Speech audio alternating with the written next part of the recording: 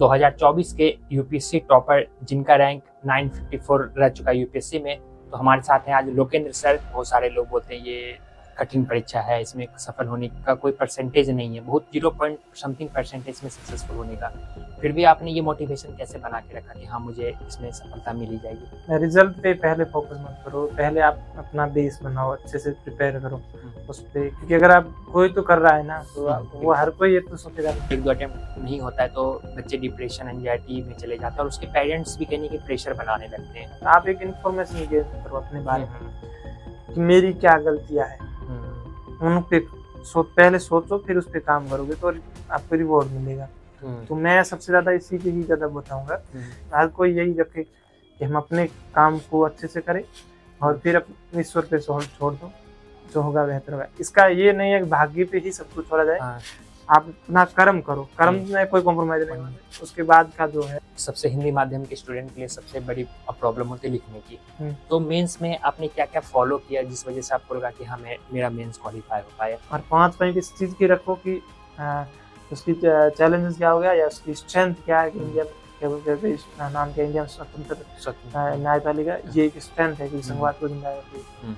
जो सबसे बड़े प्रॉब्लम था ऑप्शनल पेपर में कि बहुत लोग हिंदी माध्यम के अगर होते तो वो हिंदी लिटरेचर को सिलेक्ट करते हैं। क्या और कोई ऑप्शन हो सकता है कि हाँ बेहतर मार्किंग सब्जेक्ट के बेसिस पे हिंदी माध्यम के हैं तो वो ये ऑप्शन पेपर ले सकते हैं? नहीं, हिंदी साहित्य के अलावा और भी कई सब्जेक्ट है जैसे। तो आपने डिस्ट्रैक्शन को कैसे हैंडल किया और सोशल मीडिया से आपका कितना लगाव रहा है तो किन चीज़ों के लिए रहा है जिससे आपने यूपीएससी में आपको कोई... हेलो दोस्तों, मैं शुभम कुमार, एक नए पॉडकास्ट में आप सभी का स्वागत है।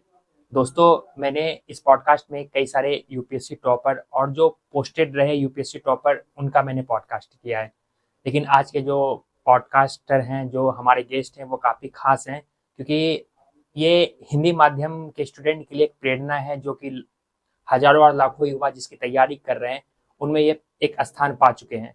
हमारे साथ आज इस पॉडकास्ट में बैठे हुए हैं 2024 के यूपीएससी टॉपर जिनका रैंक 954 रह चुका है यूपीएससी में, तो हमारे साथ हैं आज लोकेंद्र सर, जिनसे आज हम लोग पूरी तरीके से यूपीएससी पे बातें करेंगे कि एक स्टूडेंट कौन सी गलतियां करते हैं जिसे वो नहीं करनी चाहिए और उसे कौन सी चीजें सीख के यहाँ से आज आगे जानी चाहिए। तो सर, आपका बहुत बहुत स्वागत है हमारे इस पॉडकास्ट में। थैंक यू, आपका बहुत बहुत धन्यवाद और आपके जो भी व्यूअर है उनको सबको मेरा नमस्कार।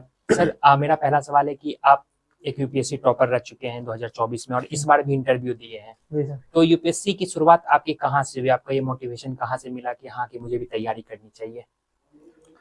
हाँ, इसका एक फर्स्ट इंसिडेंट है वो मेरी लाइफ में है। जो हमारे जैसे मैं गवर्नमेंट स्कूल में पढ़ता था तो वहाँ एक जो प्रधानाचार्य की ऑफिस थी उसमें एक लिखा हुआ था स्टेटमेंट कि अपने जीवन में मतलब बेस्ट बनो। हाँ, तो वो बेस्ट वाला, तब मैं जब गवर्नमेंट जॉब देखता था बेस्ट, तो मुझे लगता है कि यूपीएससी सबसे बेस्ट है। तो एक पहला इम्प्रेशन वहाँ से है। और बाकी मैंने अपने पर्सनल लाइफ में भी काफ़ी ऐसे चीज़ों को लीड किया, तो मुझे लगा कि मैं लीडरशिप क्वालिटी में या एचआरएम मैनेजमेंट इसमें अच्छा हूँ, तो मुझे इस पे जाना चाहिए। और धीरे धीरे ऐसे कहते हैं कि चलते रहे, वो कारवा बनता गया वैसे। और काफ़ी ब्यूरोक्रेट वगैरह इनसे भी मिला था अपनी स्कूलिंग के जैसे 12th क्लास में। तो फिर मैंने 12th क्लास में ऐसा ही फिक्स कर लिया था मैं यूपीएससी करूंगा या आरपीएससी, इन दोनों में मैं राजस्थान से हूँ। तो मेरा ये मतलब कॉलेज के स्कूलिंग के जस्ट बाद वो कॉलेज से स्टार्ट से ही मेरा मन था और मेन जो प्रिपरेशन है वो मैंने 2020 से स्टार्ट की थी। ओके सर, बहुत सारे लोग आज तैयारी करते हैं तो उसको एक डिमोटिवेशन भी मिलता है। बहुत सारे लोग बोलते हैं ये कठिन परीक्षा है, इसमें सफल होने का कोई परसेंटेज नहीं है, बहुत 0 पॉइंट समथिंग परसेंटेज में सक्सेसफुल होने का। फिर भी आपने ये मोटिवेशन कैसे बना के रखा कि हाँ मुझे इसमें सफलता मिल ही जाएगी? हाँ, वो अगर आप रेगुलर मेहनत कर रहे हो और उस लेवल की मेहनत कर तो मुझे लगता है कॉन्फिडेंस बना रहेगा। और उसके लिए आप रिजल्ट पे पहले फोकस मत करो, पहले आप अपना बेस बनाओ, अच्छे से प्रिपेयर करो उस पे, क्योंकि अगर आप कोई तो कर रहा है ना तो वो हर कोई ये तो सोचेगा नहीं। मैं मानता हूँ कि भाई सिलेक्शन कम होता है तो कहने की बात नहीं है, उसका भी प्रैक्टिकल आंसर है, क्योंकि यहाँ पे इतने सारे लोग बैठते हैं तो कम सिलेक्शन हो तो लेकिन आप भी उसमें अच्छे बेस्ट करो तो मुझे लगता है वहाँ पे सफलता मिलेगी आपको। और रीजन आप दूसरी तैयारी करोगे तो भी वही चीज़ है। अगर आप गवर्नमेंट प्रिपरेशन करने आ रहे हो तो उसमें हर जगह यही है, तो आप बेस्ट दो अपना। तो मुझे लग रहा है आप उस पर फोकस करोगे, आप अपने कर्म पे फोकस करोगे तो आपको ज़्यादा उसमें बेनिफिट मिलेगा, रेदर देन कि आप ये सोचो कि मेरा हाँ इतने सारे एग्जाम दे रहे हैं या मेरा नहीं होगा, तो नेगेटिविटी से ज़्यादा आप पॉजिटिविटी फोकस करो, मेरा ये कहना है। ओके सर, यूपीएससी एग्जाम को कहा जाता है ये अनप्रेडिक्टेबल एग्जाम है, तो आपको कभी लगा कि हाँ ये अनप्रेडिक्टेबल एग्जाम है या ऐसा कुछ? हाँ लगता है, सेल्फ डाउट आते हैं, मना नहीं करेंगे, क्योंकि मेरा खुद का भी 3 बार प्रीलिम्स नहीं हुआ था पहले, और कभी 2 बार सीसेट के कारण नहीं हुआ था। और तो मैं मतलब बंदा वैसा होता है, क्योंकि आपके अप्स एंड डाउन आएंगे इसमें, क्योंकि बहुत लंबी जर्नी, एक साल में एक बार एग्जाम, अगर मान लो प्रीलिम्स नहीं हुआ तो पूरा साल आप फ्री हो। हाँ तो फिर आपको डाउट आते हैं वो, और प्रिपरेशन भी सालों चलती है, क्योंकि मैंने 2020 में स्टार्ट की थी, लास्ट से मान लो 21 से कर दूंगा, 21 से स्टार्ट हो गए थे, क्योंकि कोरोना काल में एग्जाम वगैरह पोस्टपोन हो गए, तो मेरा वापस मैंने 21 से था, 21 से 25 तक सफलता मिली। तो आप 4 साल कितना भी कोई भी होएगा, मोटिवेशन डाउन होता है, और सबको सेल्फ डाउट होते हैं, सबको सब प्रॉब्लम आती है, जो एक नॉर्मल है। तो मैं मानता वो तो सबको हुई है, मुझे भी हुई है, तो उसमें कोई डाउट नहीं। लेकिन आप अपने आप को वापस मोटिवेट करने के लिए आप इस जर्नी में क्यों आना चाहते हो, वो उसमें आपके हर चीज अलग पर्सनल एम्बिशंस हो सकते हैं आपके, कि भाई आप क्या करना चाह रहे हो जीवन में, या आपके कुछ ऐसे होंगे जो आपको लगता है काम से रिलेटेड, की भी मैं यहाँ से कुछ लोगों के लिए कुछ करना चाहता हूँ, किसी के अंदर सेवा भाव होगा, मैं सेवा से देश को या सॉरी सेवा से लोगों की ब्लेसिंग्स वगैरह, या देश के लिए कुछ करना चाहता हूँ, कुछ लोग ऐसे भी होते हैं। तो जो आपका पर्सनल मोटिवेशन है उसको याद करके रखो, उसके साथ चलते रहो, हाँ छोटे छोटे गोल्स बनाओ, उससे आपको कॉन्फिडेंस और नॉलेज जब बढ़ता है तब आपको अच्छा लगता है। ये मैंने पर्सनल, तो मुझे वो उससे बहुत अच्छा लगता था। सिलेक्शन होगा नहीं होगा वो ठीक है, मना नहीं करें, क्योंकि ये भी आपकी पहली तो यही रहता है कि आप सिलेक्ट हो, हाँ लेकिन सिलेक्शन नहीं होगा तो भी आप अच्छा नॉलेज गेन कर लेते हो, तो उसमें भी आपको एक इनर मोटिवेशन मिलता है, और आप और इम्प्रूव करने की कोशिश करते हो, एक रेगुलरिटी बनती है। तो वो ज्यादा मुझे लग रहा है मोटिवेट आप जो बोल रहे हो वो, या सेल्फ डाउट को कम करती है। हाँ सर, आप जैसे बताया भी आपको भी काफ़ी ज़्यादा सेल्फ डाउट होता था, और ऑब्वियस सी बात है कि कोई भी अगर किस प्रिपरेशन करेगा तो उससे सेल्फ डाउट होना ऑब्वियस सी बात है, होगा ही। तो सर इस चीज़ से आप ओवरकम कैसे करते थे? हाँ मेरा ये रहता था कि फिर एक जैसे मेरा हॉबी भी योगा है, तो वो योगा में एक बोला जाता है कि आप जो गीता में भी बोला जाता है, मतलब आप अपने कर्म को कुशलता से करो, अच्छे से करो, उस पर फोकस करो, आप ये मत सोचो कि रिजल्ट क्या रहेगा, और उसको बेस्ट से कैसे करोगे, उस पर फोकस करो। तो और धीरे धीरे छोटे छोटे जो भी है ना, अपने जो सिलेबस है उसको डिवाइड करके ऐसा करने में, तो आपको मतलब देखो हमारा दिमाग है ना, वो काम करता है, एक आपको क्या मतलब रिवार्ड क्या मिला उससे, आप जैसे छोटे छोटे चीजों में डालोगे, आप उसको डिवाइड कर लो टॉपिक्स को, आप पढ़ लोगे तो आपको उसमें से अच्छा लगेगा, हाँ कुछ आज पढ़ा है अच्छा लगेगा, तो फिर मोटिवेशन आएगा, फिर नेक्स्ट जो करोगे तो उससे कंटिन्यूटी बनी रहती है, तो वो सेल्फ डाउट उन चीजों से कम होंगे, क्योंकि आपको सेल्फ डाउट इसलिए होता है कि आपको लगता है पॉलिटिक्स इतनी बड़ी है, मेरे को याद ही नहीं हो रही है, मेरा सिलेक्शन होगा या नहीं होगा, तो वो तब कम हो जाएगा जब आप वो छोटे से टॉपिक में रम जाओगे, आपको वो याद हो जाएगा, तो आपको लगेगा मैंने कुछ किया। तो मुझे लग रहा है यहाँ पे ज्यादा बेहतर होगा रिजल्ट, rather than कि आप एक बड़ी बुक उठाना उसके बारे में सोचना, तो उससे अच्छा है कि आप करना, तो आपको वही है। जैसे मैंने भी एक कहीं देखा था जिसमें बोला था कि आप खाना बनाना स्टार्ट करोगे तो आपको ऐसा लगेगा, मान लो सब्जी बनाने, तो आपको लास्ट प्रोडक्ट सोचोगे मुझे सब्जी बनानी, लेकिन उसकी प्रोसेस आप पहले प्याज कटिंग अलग से करोगे, उसका मसाला अलग से बनाओगे, सब अलग अलग चीजें करोगे ना, तो आप उन अलग अलग चीजों से आप रम जाओगे, तो आपको लास्ट प्रोडक्ट कितना याद नहीं रहेगा, अब बता ये ऐसे प्रोसेस होगा, लास्ट में ये करना तो ये बन जाएगा। तो वही सेम चीज आप जो जो छोटे छोटे टॉपिक है उसमें डिवाइड करके और उसको कैसे अच्छे से करके वहां पे काम करने की ज्यादा। बाकी मेंटल हेल्थ के लिए भी आप जैसे कुछ अपने पर्सनल चीजें भी अच्छे से करते रहो, ताकि आप ज्यादा एग्जॉस्ट ना हो, वो भी है। तो ये चीजें भी अच्छे से मतलब हेल्प करेगी आपको। बिल्कुल सर। सर आपका जैसे कि थर्ड अटेम्प्ट के बाद आपका यूपीएससी में सिलेक्शन हुआ था, और आज एक दो अटेम्प्ट नहीं होता है तो बच्चे डिप्रेशन एंजाइटी में चले जाते हैं, और उसके पेरेंट्स भी कहने की प्रेशर बनाने लगते हैं। तो क्या ये सिचुएशन आपके साथ भी क्रिएट हुए थे? अगर हुए थे तो आपने इनसे कैसे हैंडल किया था? हाँ नहीं हुआ तो बुरा लगता था, और उसमें क्वेश्चन, लेकिन देखो उसमें एक चीज होती है कि आप कभी कभार इसलिए नहीं हो रहा है क्योंकि आपकी पढ़ाई नहीं है, हाँ बिल्कुल उस लेवल की जितना वो मांग रहे हैं, और कभी कभार आपकी खुद हो सकता है आप कुछ सिली मिस्टेक्स के कारण। तो यहाँ पे आप अगर मेरे साथ मैं बोलूँ तो एक होता है ना कि आप साइंटिफिक मैनर में, तो आप एक इंफॉर्मेशन गेन करो अपने बारे में कि मेरी क्या गलतियां है, उन पे पहले सोचो, फिर उस पे काम करोगे तो आपको रिवॉर्ड मिलेगा। तो मैं सबसे ज्यादा इसी पे ही ज्यादा बताऊंगा कि आप पहले अपनी जो कमियां क्या है उनको रिकॉग्नाइज करो, उसको एक्सेप्ट करो कि क्या गड़बड़ी रही है, और उसको एनालाइज करो और उसको कैसे सुधार सकते हो उसके ऊपर काम करो। यही सबसे मेन है। बाकी आपने जो बोला मेरे को सेल्फ डाउट आते, तो मेरा एक फिक्स था, मैं यूपीएससी या आरपीएससी में ही जाना चाह रहा था, मेरा वो फिक्स था। तो मैंने बाकी किसी एग्जाम में असिस्टेंट कमांडेंट उन 3 पोस्ट के लिए ही एग्जाम दिए और वहां पे, लेकिन मुझे 3 बार आप बोले सही नहीं हुआ था, और चौथे में फिर सिलेक्शन फाइनल। तो मुझे अपने आप में ऐसे लग रहा था कि मैं मेहनत कर रहा हूँ और मुझे रिवार्ड मिलेगा। और निष्काम कर्म, मुझे लगता है उसमें ये बोला जाता है कि आपको क्या फल डेफिनेटली मिलेगा, जैसा आप कर्म करो। भगवद गीता के श्लोक में लिखा गया कि आप जैसा कर्म करोगे वैसा फल मिलेगा। तो मुझे लग रहा था मैं कर्म अच्छे से कर रहा हूँ, तो मुझे कुछ फल मिलेगा और बेहतर मिलेगा। वो उसका ये मतलब नहीं होता कि आप आईएएस ही बन जाओगे या कुछ, लेकिन मुझे लग रहा था कुछ, तो मैं सोच रहा था मैं बेस्ट दूंगा, तो बेस्ट में बेस्ट पाऊंगा। तो मेरा ये था। तो मुझे लगता है आप हर कोई यही रखे कि हम अपने काम को अच्छे से करें और फिर अपने ईश्वर पे छोड़ दो, जो होगा बेहतर होगा। इसका ये नहीं है कि भाग्य पे ही सब कुछ छोड़ा जाए। आप अपना कर्म करो, कर्म में कोई कॉम्प्रोमाइज नहीं होता। उसके बाद का जो है उसको मतलब नॉर्मली ईश्वर परिनिधान बोला जाता है। जो मैं योगा में बोला तो उसमें ये था कि आप जो कर लिए फिर बोल दो कि ईश्वर मैंने अपने से कर लिया, अब आप पे है, जो मुझे मिलेगा उसको मैं एक्सेप्ट करूंगा।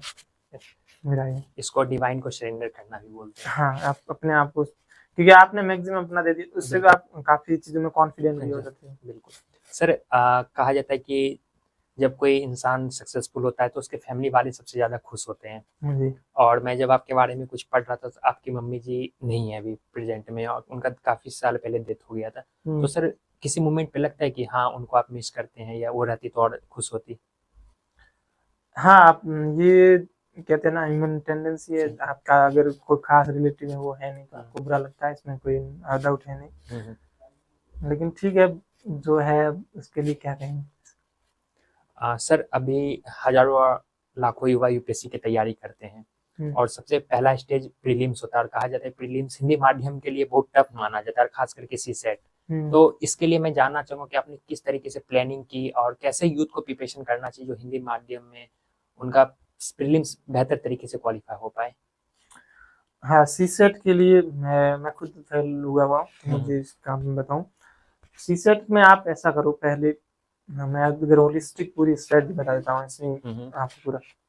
पहले आप पुराने पेपर देख लो, पेपर मैक्सिमम मैं बोल रहा हूँ अभी आप टच कर लो, जितना पुराना हो सके उतना। अभी 93 तक के अवेलेबल, वो देख ले लो। उसके टॉपिक निकाल दो, किससे पूछा क्या पूछ रहे, फिर आप उसको सेलेक्ट कर लो उसी समय कि भाई मुझे ये टॉपिक है, इसको करना है, मतलब इससे रिलेटेड जो भी क्वेश्चन आ रहे हैं उसके एडवांस तक जाओ। जो यूपीएससी अब तक पूछ रहे हैं उससे थोड़ा एडवांस रहो, ये इतना तक आ रहा है, इससे भी थोड़ा क्या एक्स्ट्रा जो क्वेश्चन आ रहे हैं उसको कर लो। ठीक है, फिर वही सेम आपका एग्जाम में अप्लाई इस तरह होना चाहिए, आपको वो टॉपिक वाले क्वेश्चन फटाक से सेलेक्ट करने हैं कि ये क्वेश्चन मेरे टॉपिक शानदार है, इसको मैंने फटाक से करना। ये वो चाहे नाम क्या है, रीजनिंग का हो, मैथ्स का हो, या चाहे उसका हो कॉम्प्रिहेंसिव का। कॉम्प्रिहेंसिव का आपको वो रहता है यूपीएससी में, एक चीज रहती है कि आप बैलेंस नहीं रहता है, आप एक पेपर एक सेक्शन हार्ड आएगा, एक स्लो आएगा, एक मीडियम, ऐसा कुछ रहेगा। तो आपको हमेशा तीनों को अच्छे से करके जाना, और जो जो जो मतलब लो रहेगा तो उसको तो आपको करना ही है। तो आप सब इक्वल हो जाओगे, फिर आपको जो हार्ड रहेगा उसमें से भी कुछ करना ताकि आप क्लियर कर पाओ उतना। तो ये ज्यादा रहेगी मेरे साथ। जो पीवाईक्यू देख लो, फिर उसका एडवांस तक, मतलब जो सिंपल वाले क्वेश्चन उनको टच कर लो, भाई मुझे ये टॉपिक है, इससे रिलेटेड क्वेश्चन मैं सोल्व कर लूंगा, फिर उनको अच्छे से कर लो। वो पहले से ही स्टार्ट कर लो, जब भी आप पेपर एग्जाम देना स्टार्ट करो।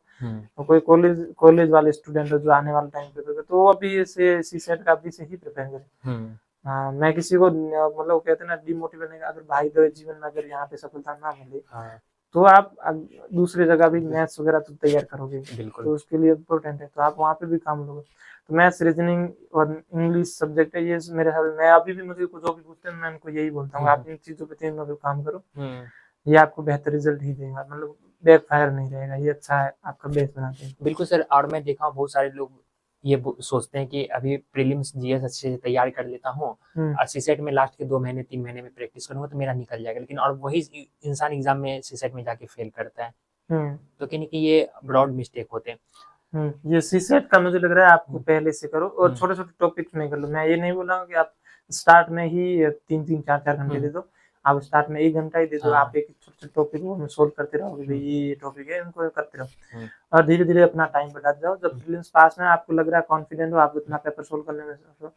एक गड़बड़ यहाँ पे, मैंने अभी तक जितनी भी यूपीएससी की टेस्ट सीरीज देखी है वो एक भी टेस्ट सीरीज सीसेट टच की नहीं है। मतलब ये ट्रुथ है। जीएस की मिल जाएगी लेकिन सीसेट की अभी तक मैंने कोई देखी नहीं। या तो उनकी बहुत टफ पेपर है या बिल्कुल सिंपल है, वो उसकी मैथ्स का नहीं है। तो ये मतलब बड़ी खराब चीज है, इसलिए मैं बोल रहा हूँ पीवाईक्यू पे ज्यादा फोकस करवाएं। सर बहुत सारे लोगों का एक कॉन्सेप्ट रहता है क्वेश्चन की, अगर मेरा मैथ लेट सपोज मेरा मैथ बैकग्राउंड बहुत वीक है, क्या मैं सिर्फ रीजनिंग और कंप्रीहेंशन पढ़ के सीसेट पास कर सकता हूँ? कर सकते हो, लेकिन उसकी मैं बोल रहा हूँ फिर आपको दोनों सेक्शन में बहुत एक्यूरेसी चाहिए। अगर आप मान लो कभी बार कॉम्प्रिहेंशन आपने समझा जो उसमें था उसमें काफी गैप आ गया, तो वो आपके लिए गलत चला जाएगा। तो इसलिए मेरे हिसाब से उस पर भी थोड़ा काम करने की जरूरत है कि नाम क्या है मैथ में जैसे कुछ सेक्शन है जो सिंपल आते हैं, जैसे ये नंबर सिस्टम है उसको अच्छे से उसकी क्या कुछ फॉर्मूलाज वगैरह या फिर जो कुछ रूल्स वगैरह वो याद कर लोगे तो उससे अप्लाई क्वेश्चन आते हैं वो कर लोगे। और कभी बार थोड़ा बहुत जोड़ बाकी गुणा भाग में भी इससे रिलेटेड भी आता है, बॉड मास से रिलेटेड ये इसमें तो वो कर लो। थोड़ा बहुत वेन डायग्राम वगैरह ये भी आता है तो उनको भी जो मैं बोल रहा हूँ मैथ्स का सारा नहीं करोगे लेकिन कुछ टॉपिक्स ऐसे है जैसे प्रॉफिट लॉस वाले, ये भी सिंपल परसेंटेज भी पूछ लेते हैं, तो इनको अच्छे से कर लो। और जो नहीं है वो बाद में सीरीज आती है कभी बार, वो भी सिंपल आती है तो वो कर लो। तो सिंपल वाला कर लो, बाकी बाद में आप रीजनिंग उस पे एटलीस्ट 10 क्वेश्चन अगर आप मैथ्स से कर लो, 10 क्वेश्चन बहुत है। 10 क्वेश्चन अगर आप मैथ्स कर लो बाकी वाला नहीं कर, क्योंकि आप जो बोल रहे हो ना रीजनिंग वगैरह उनका क्या है थोड़ी क्या कहते कभी बार इतना प्रेशर रहता है बहुत फास्ट पेपर सोल्व करना तो मिस्टेक हो जाती है। और मेरा टारगेट ये रहता है कि अगर आप 50+ अटेंड कर लेते हो फिर आपकी सर वो क्वालिफाई होने की चांस बनती है, बढ़ जाते हैं। क्योंकि मैंने देखा मेरी खुद की एक्यूरेसी इतनी अच्छी रहती नहीं थी सीसेट में, क्योंकि बहुत फास्टली सोल्व करते थे लेकिन लास्ट में कभी छोटी छोटी सिली मिस्टेक का पेपर खराब हो जाता, मतलब एक क्वेश्चन गलत हो जाता तो फिर आप बाद में सोचते हो यार ऐसे नहीं ये ऐसे सोल्व होता, तो वो वाला इशू है। तो इसलिए थोड़ा इस पे काम करो। और मैथ्स में क्या आप अगर सोल्व कर लिए तो सही ही आएगा, तो आपका वो 10 नंबर क्वेश्चन रहता है उसका रहता है रहता है ठीक ठाक, तो आप कहते हैं बैलेंस कर लेते हैं आपको। ओके आज आपके अकॉर्डिंग मतलब जो मैथ के जो इंपॉर्टेंट टॉपिक जो आपका थोड़ा बहुत भी स्ट्रांग हो आप उस पे कमांड कर लो। हाँ सिंपल वाला सेक्शन होता है जो आपके लिए सिंपल है उसको करो। मैं मतलब बिल्कुल छोड़ना तो मैं किसी भी टॉपिक को नहीं बोलूंगा। मान लो कभी बार रीजनिंग हो बोलने से कोई पेपर हार्ड आ गया तो फिर आप क्या करोगे? मैं ऐसा बिल्कुल आप निहत्ते रहोगे। अब मैथ में प्रोबेबिलिटी होता है कि ज्यादा सही होने का, अगर आप एक बार कर लोगे सही हो जाता होगा चांस, क्योंकि आपने एक सॉल्व किया पूरा मेथड से तो आपको लगेगा हाँ यही होगा। सर मैं थोड़ा कॉम्प्रिहेंशन पे आना चाहूंगा। बहुत लोग बोलते हैं कि कॉम्प्रिहेंशन का पढ़ते पढ़ते टाइम काफी चला जाता है और फिर भी क्वेश्चन वो, तो कॉम्प्रिहेंशन का सही वे क्या है कि हाँ ज्यादातर क्वेश्चन सही हो, कैसे चीजों पे फोकस करें? आप एक बार फोकस रीडिंग का अपने आप में एटीट्यूड डेवलप करें। पहले मैं भी पढ़ रहा था, मुझे लास्ट में पढ़ने के बाद में पता ही नहीं चलता था कि इसका मतलब क्या निकला। तो इसके लिए आप एक बार फोकस स्टडी का मतलब ऐसा करा करो जिसमें क्या है आप एक बार मतलब छोटे छोटे है ना पहले भी अपने एग्जाम से पहले भी ट्राई करोगे, पर पूरा पढ़ने के बाद आपको कितना याद रहता है। या फिर क्वेश्चन पहले पढ़ लो कि क्वेश्चन पूछ क्या रहा है, फिर चले जाओ उस पे वो क्या फिर उसमें से क्रक्स निकला है। ये भी एक अच्छी मेथड है, आप पहले क्वेश्चन ही पढ़ो कि क्वेश्चन क्या बोल रहा है, उसकी स्टेटमेंट भले मत पढ़ो, क्वेश्चन क्या बोल रहा है। बोला मान लो इसका सारांश पूछ रहा है या इसकी बोल रहा कि वो एक होता है ना उसको ये क्या पूर्व धारणा पूछ रहा है या क्या पूछ रहा है, तो क्या पूछ रहा है वो पढ़ लो। पूर्व धारणा मतलब इस ये बेस है, इससे आगे क्या हो सकता है या इसके अलावा हम क्या सोच सकते हैं इसके डायमेंशन, उस पे पूर्व धारणा आप सोच लो भाई ये टॉपिक इस बारे में, तब आप एकदम पढ़ो ध्यान से बिल्कुल की भाई ये तो वो क्या पहले एग्जाम से पहले आप प्रैक्टिस करो। हम क्या बहुत सारा पढ़ते हैं ना फिर रिवीजन वाले मोड में जाते हैं एग्जाम के टाइम बिल्कुल, तो आपको लगता है कि हाथ हाथ पढ़ लूंगा खत्म, लेकिन वो आप पहली बार पढ़ रहे तो आपको बहुत ध्यान से पढ़ना। तो इसके लिए आप प्रैक्टिस करो, मतलब पहले एग्जाम से पहले प्रैक्टिस करो, बहुत सारे पैराग्राफ पढ़ो, आपको हाथ हाथ उसमें से समरी बनाना आना चाहिए ये 2 लाइन में क्या होगा ये पूरा पैराग्राफ, तो वो तो इस पे काम करने की जरूरत है। उसके बाद अगर हम लोग सर जीएस के पेपर में जाते हैं तो जीएस को किस तरीके से प्रिपरेशन करें, किन किन चीजों को फॉलो करके हम लोग प्रीलिम्स का प्रिपरेशन करें? पहला है आप पीवाई के में भी कुछ क्वेश्चन ऐसे होता है जो रैंडम पूछा जाता है, उनको छोड़ दो। जो एक ट्रेडिशनल वे में जो पूछा जा रहा है वो उसको तैयार करो अच्छे से। और वो भी पीवाई कम से कम 5 साल 7 साल के देख लो, वो क्या पूछ रहे हैं, कैसे पूछ रहे हैं इस पेपर पे। जो जो बड़े बड़े सब्जेक्ट है जैसे हिस्ट्री है, हिस्ट्री क्या सॉरी हिस्ट्री और आर्ट दोनों सब, आर्ट एंड कल्चर दोनों, इकोनॉमी है, पॉलिटी है, एनवायरनमेंट है, साइंस एंड टेक्नोलॉजी, इनको बहुत अच्छे से कर लो। इनसे रिलेटेड किस तरह से क्वेश्चन पूछा जाए इनको याद कर लो। मेनली तो हिस्ट्री में मैं अगर छोटा सा ब्रीफ कर लूँ तो आपको टाइमलाइन आइडिया होना चाहिए, कब कब क्या हुआ, कैसे कैसे हुआ था, कौन कौन सी जगह क्या क्या हुआ, ये आपका मोटा मोटा आइडिया होना चाहिए। हिस्ट्री में चेंजेस कैसे हुए, वो जो यूपीएससी सिलेबस में भी लिखा हुआ है उसके आसपास ही वो क्वेश्चन पूछते हैं। और उसमें भी स्पेशली अगर मेंस में देखें तो लिटरेचर और आर्किटेक्चर ज्यादा महत्वपूर्ण है। हाँ, तो उससे रिलेटेड ही फिल्म से ज्यादा क्वेश्चन आते हैं, तो वो आप अच्छे से कर लो। और अगर पॉलिटी में आए तो नॉर्मली गवर्नेंस से रिलेटेड क्या क्या चीजें हैं और कॉन्स्टिट्यूशन में क्या क्या लिखा हुआ है, नॉर्मल पॉलिटिकल सिस्टम कैसे कैसे काम करता है, तो उनके बारे में पढ़ लो। जैसे कभी बार पूछते हैं कि संविधान की सरकार का मतलब क्या होता है, या पार्लियामेंट्री सिस्टम कैसा है, तो उसके क्या क्या, तो वो आप पढ़ लो। जो लक्ष्मीकांत से जो लोग पढ़ते हैं, लक्ष्मीकांत या किसी के कोचिंग वगैरह नोट्स है, वो नोट्स वगैरह उनसे पढ़ लो, तो उन पे ज्यादा काम करने की जरूरत है। ओके सर, प्रीलिम्स का प्रिपरेशन के दौरान बहुत लोगों का माइंड में आता है, बहुत लोग होते हैं कि एनसीईआरटी का बेस पढ़ के आते हैं और एनसीईआरटी कुछ लोग बाद में पढ़ते हैं, तो क्या एनसीईआरटी कितना इंपॉर्टेंस रखता है यहाँ एग्जाम में, प्रीलिम्स हो या चाहे मेंस हो या इंटरव्यू में? एनसीईआरटी काफी मतलब बढ़िया है। इसमें एक चीज होती है कि आपका एक थॉट प्रोसेस बन जाता है, लैंग्वेज कैसे लिखनी है, ये चीजें, और आपको बेसिक्स नॉलेज आ जाता है। अगर आपका बेसिक अच्छा नहीं है तो आप उस पर अच्छा कर सकते हो। और दूसरा आपको आंसर लिखना कैसे है वो भी आता है। आप अच्छी लैंग्वेज समझोगे तो आपको एक प्रोफेशनल लैंग्वेज आ जाएगी कि किस चीज को कैसे जवाब देना है, तो वो एक अच्छा आपका रहेगा। उसके अलावा आप अगर आप बोल रहे हो कब पढ़े कैसे, वो मुझे लग रहा है कि आप दोनों टाइम पढ़ सकते हो। अब उसका कहते हैं टारगेट दूसरा रहेगा। पहली बार पढ़ रहे हो क्योंकि आपका बेस अच्छा नहीं है, अगर आपका बेस अच्छा नहीं तो पहली बार पढ़ो। अगर दोबारा पढ़ोगे जब आपका सेल खत्म हो तो तब आपको सोचने को, क्योंकि आपने एनसीईआरटी पढ़ी तो वो कहता है आपको सोचने के लिए, क्योंकि अब लिखा आलोचनात्मक कैपेसिटी बिल्ड करती है, तो आप जब पढ़ोगे आपको नॉलेज है उस टॉपिक के बारे आसपास, तो आपको समझ में आएगा कि ये क्या क्या पूछा है, इससे क्या क्या मतलब निकलते हैं, तो आप अपने से सोचोगे क्योंकि आपको नॉलेज है पहले से, और वो बुक आपको सोचने पे मजबूर करेगी, तो वो भी अपने फायदे और उसका भी अपना फायदा है। तो मुझे दोनों में फायदे मिलते हैं, तो मुझे लगता है कि आप दोनों ही कर सकते हो।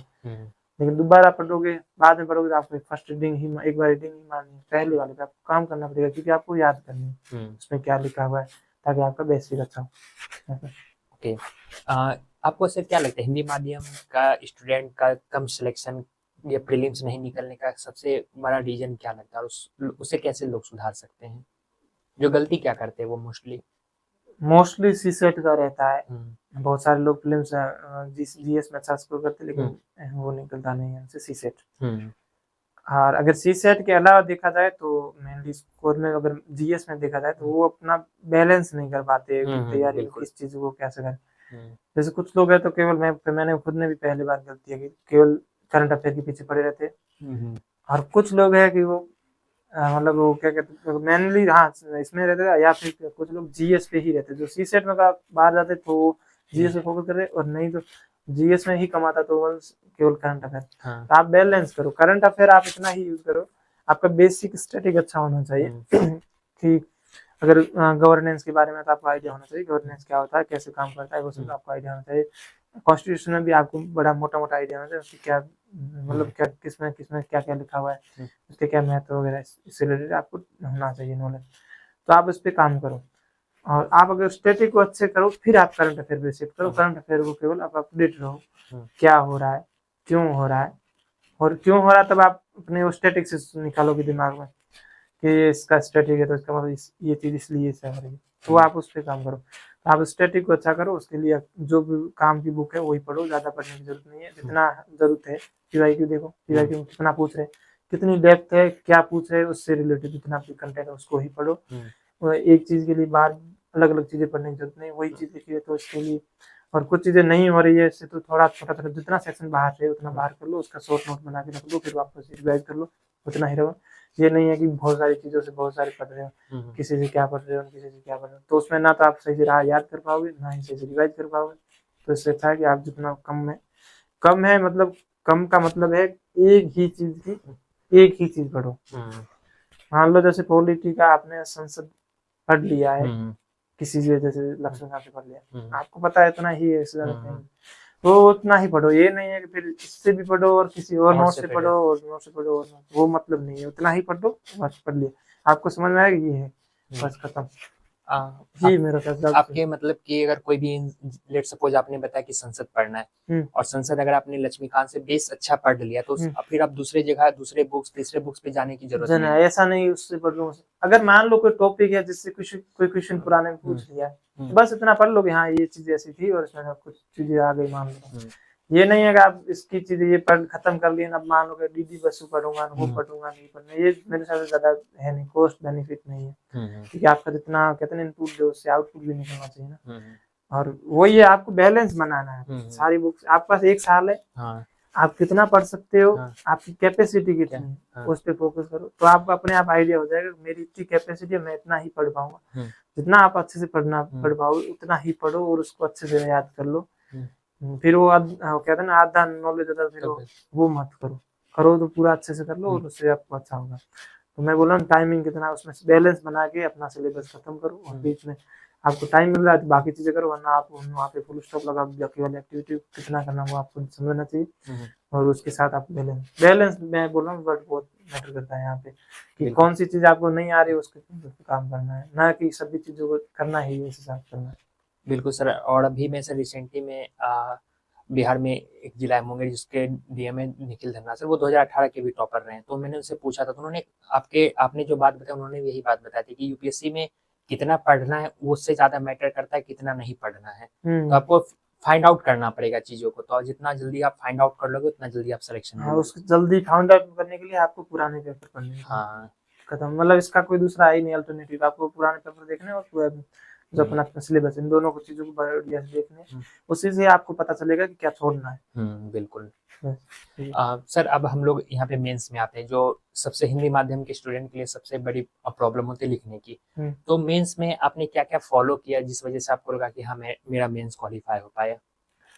देखो मेंस में क्या कुछ फिक्स टॉपिक्स है और उनको ही तैयार करने। अगर आप ऐसा कर रहे, आप पहले तो आप देखो प्रीलिम्स पढ़े हो, मैं ये पहले एज्यूम करके चल रहा हूँ आपने प्रीलिम क्वालिफाई का आपने अच्छा पढ़ा है, ठीक है। अब मेंस में आओ, मेंस में क्या है कि कुछ फिक्स रहता है क्वेश्चन पूछने का, और लगभग फिक्स रहता है उसका आंसर।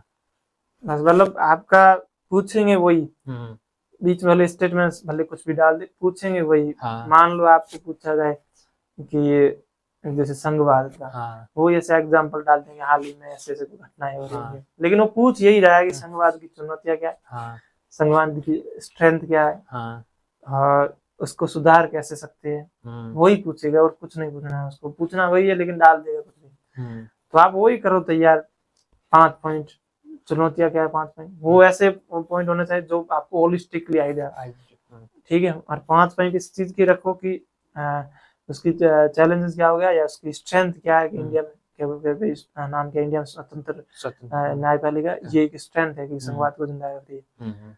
या फिर पावर का जो हम डिस्ट्रीब्यूशन है उसको हम बोलते हैं सेपरेशन ऑफ पावर, तो इंस्टीट्यूशन डिवीजन ऑफ पावर, तो वो होता है। तो ये जो इनको देख लेना, ये क्या मेन पॉइंट है, 5 पॉइंट सबके बारे में होना चाहिए। वही सेम अपन इकोनॉमी जाओ, वही सेम जाके जैसे साइंस एंड टेक्नोलॉजी जो मेन टेक्नोलॉजी लिखी है उसके आसपास का, जैसे नैनो टेक्नोलॉजी क्या स्ट्रेंथ है, क्या वीकनेस है, क्या चैलेंज है, क्या हम बेहतर आगे कर सकते हैं, कैसे बनते, ये नॉलेज आपको होना चाहिए। और मिशन क्या है, गवर्नमेंट क्यों इसको बढ़ावा दे रही है। अब बोलो मान लो गवर्नमेंट क्यों आप बढ़ावा देते हो, वो आप सेम वापस नैनो टेक्नोलॉजी स्ट्रेंथ में आ जाएंगे। तो ये जो टॉपिक है ना, इनके सबके 5 पॉइंट याद रख लो कि ये पॉइंट है, उसका एग्जाम्पल ये इतना तैयार कर लो, जो पूछेगा उसको अपने हिसाब से एडजस्ट करते जाओ, वो आपको वहाँ पे दिमाग लगा के चलाना पड़ेगा। तो ये क्या सुन, ये मेंस के लिए सबसे मतलब कहते हैं मुझे लगता है परफेक्ट स्ट्रेटजी है। और आपके अकॉर्डिंग स्टूडेंट क्या गलती करता है स्टार्टिंग में मेंस में? पहला ये जो उनको अब थोड़ी जानकारी मेरे हिसाब से आंसर राइटिंग की कम रहती है, तो वो लिखना क्या होता है, क्या पूछ रहे हैं, उससे ज्यादा वो लिखते जो उनको आ रहा है उस टाइप में। कभी कभार इतना इंट्रो बड़ा बड़ा लिख देते हैं कि मेन कंटेंट ही नहीं लिख पाए। ये भी है, उसमें डाटा वगैरह है, एनालिसिस है, या फिर वो रिपीटेड जो टॉपिक पॉइंट्स है वही लिखते जाते हैं, उनको सोल्व कर। तो उसके लिए मैं बोल रहा ना, आप अगर 5 पॉइंट अगर एक बिल्कुल एक वर्ड वाले उस टाइप में लिख के रखो, जैसे स्वतंत्र न्यायपालिका, अभी आपके बीच में क्या लिखा हुआ है वो आपको याद है कि स्वतंत्र न्यायपालिका का मतलब क्या है, कि कॉन्स्टिट्यूशन में ये आर्टिकल है, इसके अंदर ये देगा, ताकि जो उसका सेलेक्ट करना है वो सब नाम क्या है, जो एग्जीक्यूशन है उसका कोई रोल नहीं। तो ये आपको आप बेक नॉलेज में आपके पास है, आपको केवल वो पॉइंट याद रखना है कि स्ट्रेंथ क्या। तो उस टाइप में एक शॉर्ट नोट्स टाइप में याद रखोगे तो आपको याद रह जाएंगे, ये टॉपिक पूछेगा ये सब देना है। तो वो करने से आप आंसर लिख दोगे तो आपका मैं अल्टीमेट सिलेक्शन हो जाएगा, मुझे ये लगेगा। मेन तो ये आपको आइडिया नहीं रहता लिखना क्या है। तो उसके लिए आप PYQ पढ़ो, और दूसरा ये इस तरह से शॉर्ट नोट्स है फिर देखो, और जितने बार बार पढ़ो तब आपको डायमेंशन खुलते हैं कि इसमें पूछ क्या रहे। तो मैंने बहुत बार पढ़ी थी मतलब PYQ मेंस के प्रीलिम्स में, तो मैं उसका मतलब बोलूँगा बहुत बेनिफिट हुआ मुझे।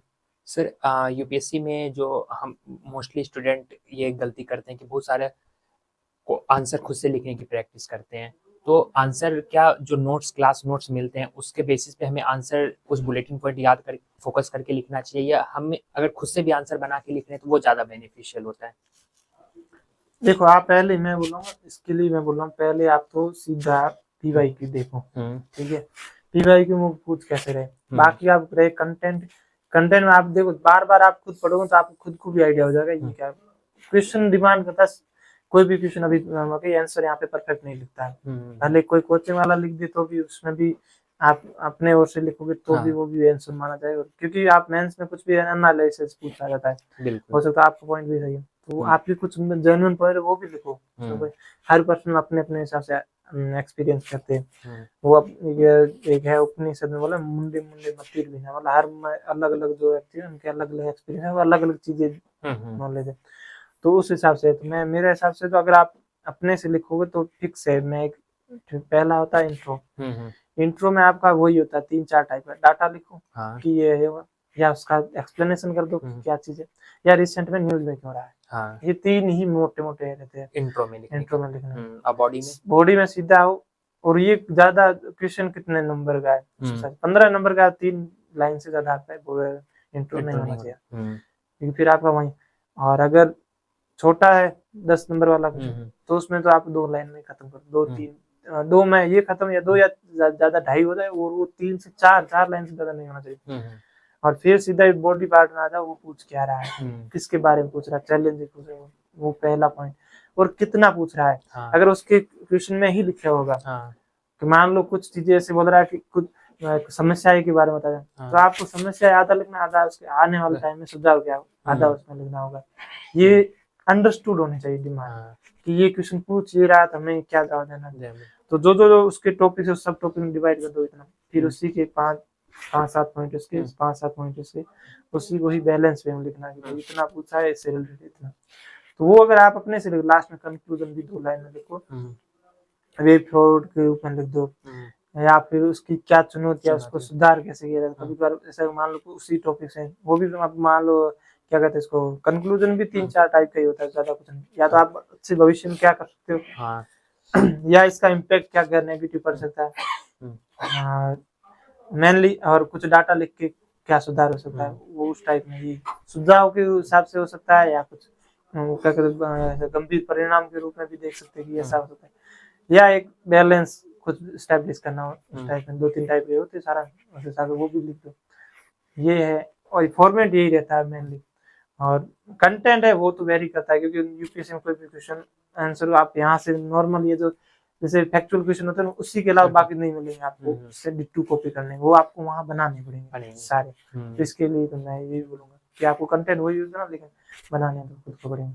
ओके सर, कंक्लूजन में जैसे आपने बताया कि आपका वहाँ पे उसका फ्यूचर क्या है या विजन क्या है, तो अपने विजन के बेसिस पे वो कंक्लूजन लिखना है या नहीं, वो आपको गवर्नमेंट के विजन होंगे उसके हिसाब से, गवर्नमेंट जैसे 2047 में विकसित भारत तो उसके क्या है, मान लो अब पहले SDG लिखते थे, वो हो गया, या फिर जो DPSP है वो हो गया, तो अब विकसित भारत में या आत्मनिर्भर भारत की भारत ओर। में, हाँ। तो ये पॉइंट आपके आते हैं तो आत्मनिर्भर भारत में भारतीय चीजें करना था। जैसे मान लो आप मिनरल, जैसे अभी क्रिटिकल मिनरल या जो हाँ। रेयर अर्थ मिनरल वगैरह, हम्म। जिसमें आपसे हमारी गवर्नमेंट ट्राई कर रही है हम सेल्फ सफिशिएंट बने। हाँ। लास्ट में लिखो कि विकसित भारत का लक्ष्य है कि हम एक स्ट्रेटजिक ऑटोनॉमी चाहते हैं डिप्लोमेसी लेवल पे। हाँ। ये अगर डिप्लोमेसी में, और हम अगर चाहे तो हमारे देश में जो ट्रेड का जो इंटरडिपेंडेंस और किसी भी देशों पे डिपेंडेंस ना हो, हाँ। ये हम आत्मनिर्भर आत्मनिर्भर भारत बनना चाह रहे हैं। तो ये ऐसे जैसे अब हम अगर ये क्रिटिकल अगर इन पे, तीसरा है टेक्नोलॉजी लेवल पे हम अगर अपना एडवांसमेंट चाहते हैं तो इसके लिए जो हमें विकसित भारत से हम कर रहा है, नाम क्या है इसके LI है उसके साथ ही कोरिलेट कर रहा है। तो ये लिख के लास्ट में लिख दो कंक्लूजन, हम इससे बढ़ावा देंगे तो ये फायदा होगा। और जैसे सर अभी एनर्जी वगैरह पे भी हम लोग रिन्यूएबल हाँ, energy renewable energy solar panel पे ये सब पे डिपेंडेंट हो रहे हैं। वो भी हो गया। हाँ, इस तरह से तो वो एक क्या कि जिससे आपका एक ऑथेंटिसिटी आती है, हाँ। आपका विजन दिखता है, आपको ये बताता है कि आपको विकसित भारत के बारे में पता है। कभी कभार आप कोई कोट कर देते हो ना कोई टॉपिक, तो उसके मतलब ये निकलता है कि आप इसके बारे में भी अवेयर हो। बिल्कुल। तो आपको ये तो पता ही है लेकिन इसके बारे में भी अवेयर हो, तो ये अच्छा एक बेनिफिट रहेगा। सर एक प्रॉपर मेंस का प्रिपरेशन के लिए कितना आंसर लिखना सफिशिएंट माना जाता है, कितना आंसर हमें प्रैक्टिस करना चाहिए? मेंस में चलो आप अभी आपने बताया तो थोड़ा मैं पहले एक है कि आप है ना उसमें कीवर्ड्स ज्यादा रखो। हाँ। जितने ज्यादा कीवर्ड्स और डाटा रखोगे उतना आपको फायदा होगा। हाँ। ठीक है। और रही बात आप जो बोल रहे लिखना कितना, लिखने में यही है कि आपका स्पीड बन जाए और आप जो लिखना चाह रहे हो वो लिख पा रहे हो, बस इतना ही। मैं इसको मेजरमेंट करने के दो ही तरीके हैं, एक तो आप स्पीड इतनी बन जाए कि आप पेपर पूरा टाइम पे कर लो। दूसरा ये कि आप जो चाह रहे थे कि मुझे इतना चीजें याद रहती इतना मैं वो लिख पा रहे हो, बस यही है। आप बोलोगे ये तो कभी नहीं होगा, चाहे मैं मानता हो जी, लेकिन नॉर्मली बड़े बड़े टॉपिक्स हैं वो आप पॉइंट लिख दो। ये ना हो कि आपको इतना फास्ट लिखा कि पॉइंट भी याद नहीं है। मतलब पॉइंट फास्ट इस सेंस की भाई आपको उसमें इतना प्रोसेसिंग भी नहीं है, इसलिए इतना सफिशिएंट टाइम मिले स्पीड भी लिख रहे और लिख भी पाओ जो आपको याद है। तो वो दोनों अटेंड हो तब तक लिखते रहो। सर अभी आपने यहाँ पे मेंस में पॉइंट में आंसर लिखने की बात की, बहुत सारे चीजें और भी होते हैं, डायग्राम होते हैं, चार्ट्स होते हैं, तो वो चीजें कैसे हाँ वो याद आए तो जरूर लिखें, क्योंकि एग्जामिनर को ज्यादा सबसे ज्यादा पहले फोटो ही दिखता है। हाँ।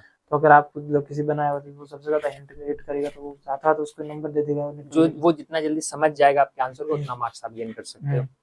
ओके सर, और यहाँ पे आप प्रीलिम्स में बहुत सारा ये सारी चीज आपने बताया, मेंस में आप सबसे बड़ा मेंस में जो आता है सर, सबसे बड़ा आता है ऑप्शनल पेपर।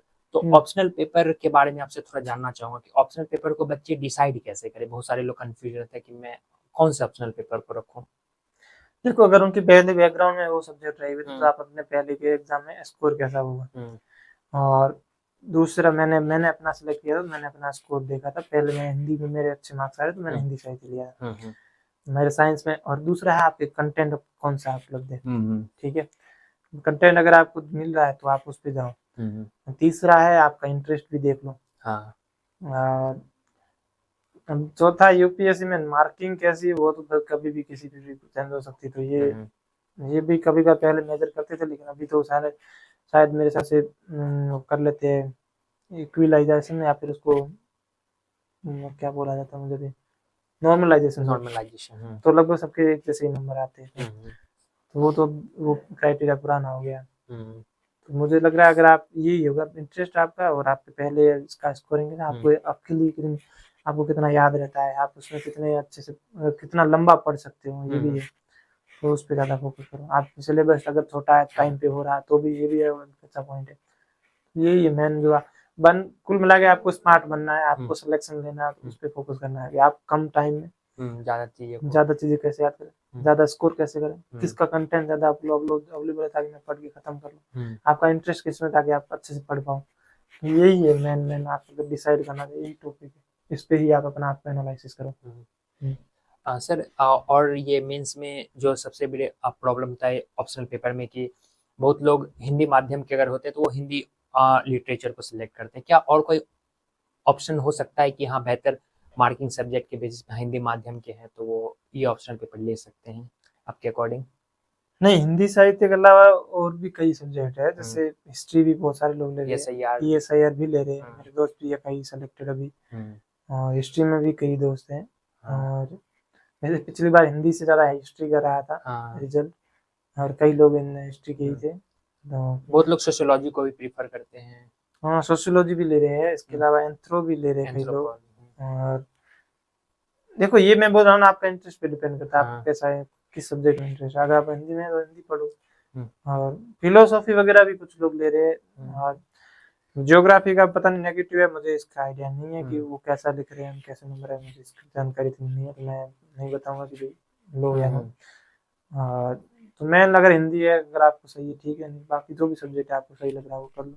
और एक और भी है, अगर आप साइंस स्ट्रीम से हो तो इंग्लिश मीडियम में भी आप कर सकते हो। अगर हिंदी आपने अच्छा किया है पहले ग्रेजुएशन, तो उसमें भी मीडियम अगर हिंदी और इंग्लिश कोई भी रख सकते हो आप। जैसे खोल देंगे नाम क्या है साइंस में, अगर साइंस में हो तो आपको इंग्लिश ही रखना मेरे साथ सही रहेगा, क्योंकि उसके कई बार टर्म्स सामने वाले बंदे को पता केमिस्ट्री फिजिक्स ये सब। हाँ, वो भी रख सकते हो, उसको इंग्लिश मीडियम में रख के बाकी वाले हिंदी में कर दो। अब बहुत लोगों का सर मैंने देखा है कि बहुत सारे स्टूडेंट अगर कोई भी हिंदी माध्यम के होते हैं या कोई भी मीडियम का होता है, तो वो ऑप्शनल पेपर ना दूसरे के अकॉर्डिंग लेते हैं कि अगर वो लिया है ये तो मैं भी ले लेता हूँ, और वो फिर कुछ दिन बाद उसको रियलाइज होता है कि ये सब्जेक्ट मैंने गलत सेलेक्ट कर लिया है। तो इन चीजों से वो कैसे क्लियर स्टार्टिंग में कर ले? वो तो मैं पहले बोला वही है, आपको आपका इंटरेस्ट किसमें इंटरेस्ट है, है। आपको आपको मार्किंग किसमें अच्छी होती है। आप पहले लगभग सारे सब्जेक्ट पढ़ चुके हैं ना स्कूलिंग टाइम में। हाँ, देखो आपसे ज्यादा अपने आप को कोई नहीं जानता है, तो आप अपने आप को एनालाइज करो। किसी कोई कुछ भी बोले उससे खास मुझे नहीं लगता फर्क पड़ना चाहिए आपको। तो मेरा तो आपको यही सजेशन है, कोई भी हो आप अपने से देखो ना, कोई सब्जेक्ट किसको कोई ले, वो अच्छी लगती है वो अच्छे से पढ़ सकता है, आपको नहीं अच्छी लगती है नहीं पढ़ सकता है, तो आप छोड़ो। आप पहले अपने आप को एनालाइज करो, मैंने अपनी तक अभी तक जो पढ़ा हूँ उसमें किस किस में कम इनपुट डाल के भी अच्छा स्कोर किया हूँ, या किस में मुझे इंटरेस्ट ज्यादा है और किसका कंटेंट उपलब्ध है, तो इस पे काम करो। सर बहुत सारे जैसे आप हिंदी माध्यम में आंसर हिंदी लिटरेचर लेके किए थे, बहुत सारे लोगों का एक इश्यू होता है स्पेलिंग मिस्टेक का आंसर राइटिंग में, तो वो चीजें कितना ड्रॉबैक है और उसे कैसे हम ठीक कर सकते हैं? स्पेलिंग हिंदी में बोल रहे हो? हाँ, जैसे उच्चारण वगैरह करने में उसे आंसर राइटिंग में उसका स्पेलिंग मिस्टेक हो रहा है, तो उस चीज में वो कैसे ठीक कर सके उसको, और क्या उसका ड्रॉबैक है? नहीं, ड्रॉबैक तो रहेगा या फिर हिंदी साहित्य में तो बहुत ज्यादा ड्रॉबैक ही है। और बाकी में आप अगर अपने विचार कन्वे करना चाह रहे हो, अगर वहां तक नहीं पहुंच रहे, वो भी इश्यू आ सकता है। तो मैन तो ज्यादा नहीं आएगा, लेकिन जो कार है उन वर्ड क्या लिख लो एक बार बुक में, अलग कोई अभी प्रिपरेशन को थोड़ा डायरी बेस्ड ज्यादा मानता हूँ। कुछ कंटेंट है उसको डायरी में लिख के रख दो कि ये मुझे याद रखने ही है। तो उसी टाइप में ये भी कुछ किसी में लिख के रखो भी मुझे ये वर्ड स्पेसिफिक चीजों को बार बार लिखने की, बार बार लिखो तो आपको आइडिया हो जाएगा कि ये गलत लिख रहा हूँ, तो हो जाए अपने वो लिख लिख के आपकी आदत पड़ गई है। मान लो आपको पता भी है कि ये गलत लिखा, फिर भी आप लिख रहे हो क्योंकि आपकी वो आदत बन गई है। तो इसको आदत को तोड़ने के लिए उस वही वापस लिखने का प्रैक्टिस करो बार बार, तो अपने आप जो फिर भी कम होगा। मुझे तो यही लगता है, बाकी तो सोल्यूशन तो है नहीं कि स्पेलिंग को कैसे सही करो, वो तो आपकी आदत बनी है, तो आपको आदत को आदत के हिसाब से तोड़ना पड़ेगा, बार बार लिखो उससे सही हो जाएगा। आपके अकॉर्डिंग सर आपने 3 साल देखा कि प्रीलिम्स नहीं हुआ, उसके बाद मेंस आपने कंटिन्यू प्रैक्टिस किया होगा, आपको क्या लगता है कि यूपीएससी एस्पिरेंट स्टार्टिंग में क्या गलती करते होंगे मेंस में, जो उसका मेंस में उसका ड्रॉबैक हो सकता है, मेंस में हाँ ये चीजें गलती नहीं करनी चाहिए, क्या गलतियां वो करते हैं? पहला है ना, क्वेश्चन को आपको मतलब समझना है पूछ क्या रहा है। वो सारे डायमेंशन को टच करना जो पूछा गया है, अगर वो लिख रहे हो तो आपको नंबर अच्छे मिलेंगे। दूसरा है कि जितना हो सके उतना मैक्सिमम डायमेंशन रखो। मैं भी यही कहता था, मेरा 2 बार मेंस लिखा 2 बार गया, तो मैं बताऊंगा ये मैक्सिमम डायमेंशन लिखो। और एकदम वो बिना फालतू घास कटाई मत करो, एकदम स्पष्ट लिखो, पता चले दिखते ही कि ये इस बारे में लिखा है। मैक्सिमम पॉइंट मैक्सिमम डायमेंशन स्पष्ट लिखो। जो आप चाहे चार्ट वगैरह कर रहे हो वो भी डालो जितना आपको याद आ रहे, अच्छे कीवर्ड डालो जो आपको सही लग रहे, उसको अंडरलाइन भी कर लो, नीचे एग्जांपल भी लिखो। ये अगर आप कर लोगे तो आपको मेरे साथ मेंस तो फैक्चुअल डाटा और ये सब हाँ जितना है वो रिलेवेंट जितना भी डाटा वगैरह डालो। ओके सर, हम लोगों ने मेंस की बात करें, हम लोग इंटरव्यू में आते हैं, तो इंटरव्यू का प्रिपरेशन कब से स्टार्ट करना चाहिए यूपीएससी में? देखो मैक्सिमम तो सही बोलो वो आपकी पर्सनैलिटी पे ही रिफ्लेक्ट हो जाएगा, क्योंकि आप पहले से जब वैसे भी तैयारी स्टार्ट की हो तब आपकी पर्सनैलिटी अगर उससे मैच करती है वो तब से है। और अगर इंटरव्यू में मेन वहाँ पे क्या पूछा जाता है या क्या चलता है, तो वो मैं आपको अगर बता दूं मोटा मोटा। देखो एक मैंने भी किसी से स्टोरी सुनी थी, वो बता रहे थे कि आप एक बार सोचो आपने जो एक आईएएस सेलेक्ट होता है वो लेके उसका रिटायरमेंट तक एक बार जर्नी एनालाइज कर लो कि वो क्या क्या किया होगा, और वो आपके बोर्ड में बैठा हुआ है। अब आप सोचो कि वो आपसे क्या पूछेगा। एक बार आप जेन्युइनिटी में सोच लो कि एक बंदा है वो आईएएस बना, कहीं एसडीएम रहा, कहीं कलेक्टर रहा, कहीं डीसी कमिश्नर रहा, कहीं सेक्रेटरी रहा, आयुक्त रहा, कहीं आयु जो भी ये रह के लास्ट में रिटायर हो गया और अभी यूपीएससी में बैठा। तो उसने क्या क्या देखा होगा। अभी उनको यूपीएससी में ये तो है नहीं कि परफॉर्मा दिया होगा कि आप इसमें से ये चीजें हो तो नंबर देना। तो लास्ट में तो यही काम करता था, उनकी समझ क्या कहती है ये बंदा उस क्या ये उस लायक है कि ये देश संभाल, मतलब एक वो जिला संभाल सकता है, या एक जो एसडीएम रहते हैं वो पोस्ट संभाल सकता है, ये जो भी हायर के आगे तक जाएगा क्या ये चीजों को संभाल सकता है या नहीं सकता। बस उनके दिमाग में यही रहता है। वो वहीं पूछ लेते। अब पूछने कुछ लोग बोलते हैं कि हमें वहाँ पे नंबर इसलिए नहीं मिले तो वो नहीं मिले। अब मान लो कोई बंदा वहां जाके उनको ये आइडिया हो जाएगा कि ब्लफ कर रहा है, झूठ बोल रहा है, तो वो चाहे सारी चीजें उन सारे आंसर पे अप्लाई हो जाएगी। ये जब भी बोल रहा है झूठ बोल रहा है मतलब नहीं बात करने का, ठीक है इसको नंबर देके कैसे भेजना है।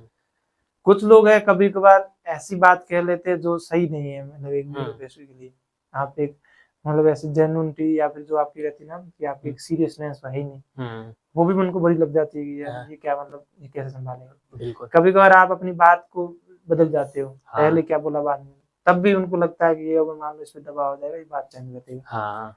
वो आपकी रिजिडनेस नहीं चेक करते, वो आपकी ये चेक करते कुछ चीजें ऐसी अनसर्टेन होती है। आप अब ब्यूरोक्रेसी में ऐसे ऐसे चैलेंजेस आएंगे जो आपको आइडिया नहीं है, आपको वो भी टैकल करना है। हो सकता है आप थोड़ा बहुत करने के बाद आपको लगे कि कोई प्रेशर आ जाए उसको आप, लेकिन वो हो सकता है उसके बहुत अच्छे परिणाम मिलते हैं आपको भविष्य में। बिल्कुल, क्योंकि आप कहते हैं ना, हम लोग जब अभी ट्रेनिंग में था तब बोले कि लोगों को लगता है कि गवर्नमेंट कुछ नहीं करती है, तो ये गवर्नमेंट बहुत कुछ करती है।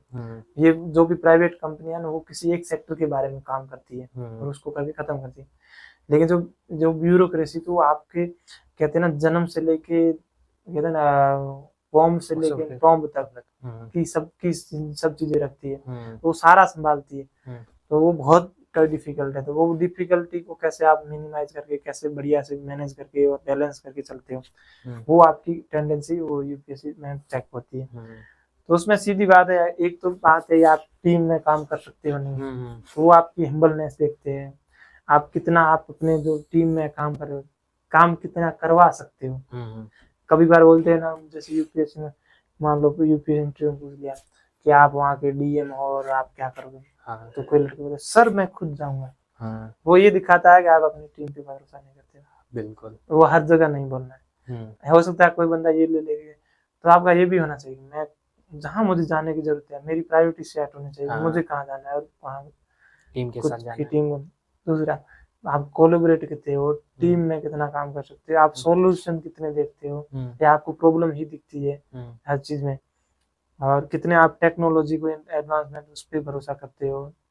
यही चीजें मैन इन चीजों को ही देखा जाता है। उनको यही लगता है कि ये प्रॉब्लम सॉल्विंग एटीट्यूड कितना है इसमें और बोल कितना अच्छे से पा रहा है। ट्रेनिंग में भी आपको यही सिखाया, आप मीडिया में इतने सारे क्वेश्चन में आप कैसे, ये नहीं है कि आप बिखर जाते हो 2 मिनट में कि मुझे ऐसा क्या, आपको कुछ भी सुनने को गालियां सुनने को मिल सकती है, कभी जो पथराव हर चीज दिखने को मिलेगी। हर ब्यूरोक्रेसी में जो आप न्यूज़पेपर में देख रहे हो वो आपको फीस करनी है। बिल्कुल, तो वो यही चेक करना चाहते हैं ये बंदा कितना वहाँ पे काम रह के उस सिचुएशन को हैंडल कर सकता है। यही, और वो ही फेस देखते हैं कि भाई क्या ये आपको उनको अगर साइकोलॉजिकल आप बात की थी घंटे आधे घंटे की जो बात वार्तालाप हुई, उनको ये आप पे विश्वास हो गया कि हाँ ये बंदा सही है, तो वो डन, नहीं तो बाहर। ये और अगर इस ये चीजें तो मेन तो ये है, और इसके ऊपर अगर आप उससे अच्छा स्कोर करना चाह रहे हैं, जैसे मान लो एक ये एवरेज से लेवल वाला बता रहा है और एक एक्सट्रीम टाइप या एक एडवांस लेवल पे करना, तो उसमें आपकी थोड़ी जेन्युइनिटी होती है। उसमें आप जैसे अच्छी वर्ड्स यूज कर लिए, अच्छी बातें बता दी, कुछ एग्जांपल ऐसे जो आपके बैकग्राउंड से थे, उससे ये लगता है कि हाँ यार ये बंदा अपने जो रियलिटी है, जो अपने बैकग्राउंड सूट है उसको जानता है, तो ये आपके नंबर को बढ़ा देता है इंटरव्यू। बिल्कुल, मैन तो मुझे तो जो समझ में आया इंटरव्यू। सर आपका इंटरव्यू में लास्ट ईयर काफी अच्छा मार्क्स था, 185 मार्क्स में काफी अच्छा। तो आपको क्या लगता है कि आपने किन चीजों को फॉलो किया और क्या चीजें आपके लिए पॉजिटिव रही जिसकी वजह से आपको इंटरव्यू में अच्छे मार्क्स आए? देखो मैंने आपको प्रिपेयर वाला तो मैंने इसमें सेक्शन बता दिया हाँ। कि क्या क्या था, हम्म। ये आपको समझ में आना चाहिए पहले से। हाँ। और रही बात, मैंने A185 स्कोर किया और मैं अभी ट्रेनिंग में था, तो मेरे साथ अभी अपने दूसरा भी इंटरव्यू दिया है रिसेंट में। टॉप जितने भी थे ना, हाँ। जिनको भी मैंने नंबर वो भी मैं मिला हूँ। तो हम्म। मुझे जो मैंने उनसे सीखा, हम्म। एक है आप कॉन्फिडेंस के साथ रहो, वहां पे जाके अच्छे से अपनी बात रख लो, और आप बिना बिना फालतू के, जैसे सामने वालों को हर्ट मत करो बिना फालतू को, जो जिसका कोई मतलब नहीं, या ब्लंटली बोलो मत कुछ भी। आप आराम से शांति से सब चीजें समझाने की कोशिश करो। आपको कल बहुत सारे लोगों को समझाना है, चाहे कल प्राइम मिनिस्टर भी आए तो भी उनको समझाना है, या फिर डिस्ट्रिक्ट की कल सेक्रेटरी के रूप में जाओगे तब भी आपको स्कीम के बारे में बताना है कि सर हम ये ऐसा ऐसा प्लान कर रहे हैं और ये स्कीम में ऐसा ऐसा कुछ होगा, और ये तो आपको वो आना चाहिए। तो वो अच्छे से एक्सप्लेन करने की, आप अपने स्पष्ट बोलना, ये प्रैक्टिस कर लो मैंने। और अपने बैकग्राउंड के बाद डेफ वगैरह वो तैयार कर लो, करंट में क्या चल रहा है वो तैयार कर लो अच्छे से। यही है मेन, तो इस पे ही काम बात चलेगी, और इसको अच्छे से रिप्रेजेंट करना है। कॉन्फिडेंस, वो जो मैं पहले बोल चुका हूँ, वो आपको रखना है। कॉन्फिडेंस रखना, हम्बलनेस रखनी है।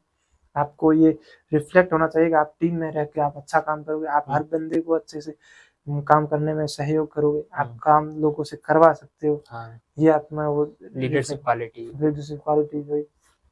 सर अभी आपने डेफ की बात की, तो डेफ कितना इम्पोर्टेंट रखता है इंटरव्यू में? देखो नॉर्मली आपका क्वेश्चन आंसर वहीं से शुरू होते हैं नॉर्मली। कभी कभार किसी के साथ ये भी होता है कि आपका डेफ से कुछ नहीं पूछेंगे, ऐसे पूछेंगे, ये भी होता है। ये भी मेन जो आपका एक होता है कि रिपोर्ट कार्ड, वो डेफ होता है। तो अगर नॉर्मली अगर आप इंटरव्यू स्टार्ट होता है तो डेफ से ही होता है। मुझे लगता है वो वहाँ बहुत इम्पोर्टेंट। कुछ लोगों के साथ होता भी नहीं डेफ, तो कुछ नहीं पूछते। बहुत सारे लोगों से डेफ पे ही पूछते हैं। कुछ लोगों का क्वेश्चन डेफ से ही स्टार्ट होता है, तो उनसे वहां से धीरे धीरे फिर इधर उधर पूछते रहते हैं, तो वो भी होता है। तो मेरे हिसाब से डेफ तो बहुत इंपॉर्टेंट है, उसको तो बहुत बेहतरीन से तैयार है। और अगर वहां से आप आंसर नहीं दे रहे तो आप एक बहुत बड़ा जुर्म कर रहे हो उनकी नजर में, तो वहाँ पे नंबर। तो सर इंटरव्यू का प्रिपरेशन के लिए कौन कौन सा सोर्स को फॉलो करना चाहिए? कि जैसे आपने कुछ कुछ बताया, करेंट अफेयर को ध्यान दो, डेफ पे फोकस करो, और सर और क्या क्या चीजें इंपॉर्टेंट रखती है पर्सनालिटी बिल्डअप के लिए? प्रश्न अच्छे से बोलो, मिरर प्रैक्टिस वगैरह वो हो गया, स्पष्ट बोलो, इस पे काम करो। थोड़ा भाषा में प्रोफेशनलिज्म लाओ, वर्ड सिलेक्शन को बढ़िया करो, वर्ड सिलेक्शन बढ़िया करो। यही है मोटे मोटे। तो ये चीजें तो एक दिन में डेवलप होंगी नहीं, ये हमें स्टार्टिंग के हाँ, दौरान, ये हमें स्टार्टिंग के दौरान से ही ऐसी बात करनी है। आपको अपने बिहेव को भी, ये जो बोलेगा कि कुछ लोग कोई कुछ बोल दे तो उसके ऊपर अपने आप को ज्यादा ऐसे जवाब नहीं देना चाहिए। क्या है वहाँ पे आपको काम, आप कैसे रिस्पॉन्ड करते हो ये मैटर करती है। मतलब यही बोला जाता है, आप क्या बोल रहे हो उससे ज्यादा पता कैसे बोल रहे हो, इस पे ज्यादा फोकस। बिल्कुल सर। और यहाँ पे जब हम लोग इंटरव्यू की बात करते हैं, बहुत सारे लोग अपने इंटरेस्ट को लेके, हॉबी को लेके, ये सब में कंफ्यूज रहते हैं। तो इन चीजों को कैसे स्टार्टिंग से डिसाइड करें कि वो चीजें वो सिलेक्ट कर पाए? देखो आपको जो अच्छा लग रहा है, जो आप प्रिपरेशन टाइम में जो कुछ कर रहे हो, उसी को मेरे साथ हॉबी के रूप में रखो, और उसी को ही अपने देखो। जैसे मैंने बाकी कुछ नहीं करता था, मैं योगा करता था, तो मैंने उसको ही हॉबी देखी। मुझे पूछा भी 2 बार क्वेश्चन मुझे, तो मैंने बता दिया। मैंने कहा सर मेरी ये लाइफ स्टाइल रही थी, तो मैंने इसमें यूज किया। तो फिर आपको वो जेन्युइन था, उनको भी लगा हाँ ये बात सही है, तो बस उनको अच्छा लगा। हॉबी से रिलेटेड भी सवाल वहाँ पूछे जाते होंगे? हाँ यही पूछेंगे ना, मैं बोल रहा हूँ आपको। पहला तो ये पूछेंगे क्यों कर ऐसा कर रहे हो। दूसरा पूछ सकते हैं कि उसको बढ़ावा कैसे देखते हैं, या आपकी लाइफ से क्या है, हम बताओ। आपको अपनी लाइफ से रिफ्लेक्ट करना पड़ेगा, या आप बताएंगे आपको क्या सीखने को मिला, आप इसको एडमिशन कैसे यूज करोगे। यही कुछ गिने चुने क्वेश्चन है जिसको पूछें। या फिर कोई जो आप बोल रहे हो उससे रिलेटेड कोई पर्सनैलिटी है, या से गवर्नमेंट कैसे बढ़ावा दे रही है, या वैसे जो भी चीजें वो करना है। सर हमने प्रीलिम्स, मेंस और इंटरव्यू की बातें कर ली, अब आता है मेन सेक्टर करेंट अफेयर। तो मैं थोड़ा जानना चाहूँगी, बहुत सारे बच्चे आज कंफ्यूज रहते हैं कि उस इंस्टीट्यूट का करेंट अफेयर पढ़ लो, न्यूज़पेपर पढ़ लो, या कुछ लोग सजेस्ट करते हैं कि कुछ भी मत पढ़ो, सिर्फ चीज़ों को रिलेवेंसी को फॉलो करो, या आज सोशल मीडिया पर लोग यूट्यूब को फॉलो करते हैं। तो बेस्ट वे क्या है करेंट अफेयर को फॉलो करने का? करेंट अफेयर को कहाँ से पढ़े? देखो यूपीएससी में स्पेशली करंट अफेयर के बारे में ऐसा खास कुछ क्वेश्चन पूछते नहीं, बहुत कम पूछते। मतलब जैसे अगर बिल्कुल प्योर करंट अफेयर का क्वेश्चन आता है ना, तो शायद एक क्वेश्चन आए या 3-4 मैगजीन से ज्यादा नहीं आते। मेन आता है आपका स्टैटिक। बस ये रहता है कि वो कभी कभी करंट अफेयर में रहा होगा, करंट में रहा होगा। ठीक है, वही उससे रिलेटेड बेस बना के उसे, तो आप मेन पहले एस्थेटिक को अच्छा करो और करंट अफेयर को एक मैगजीन जो भी आपको सही लगे उसको देख लो।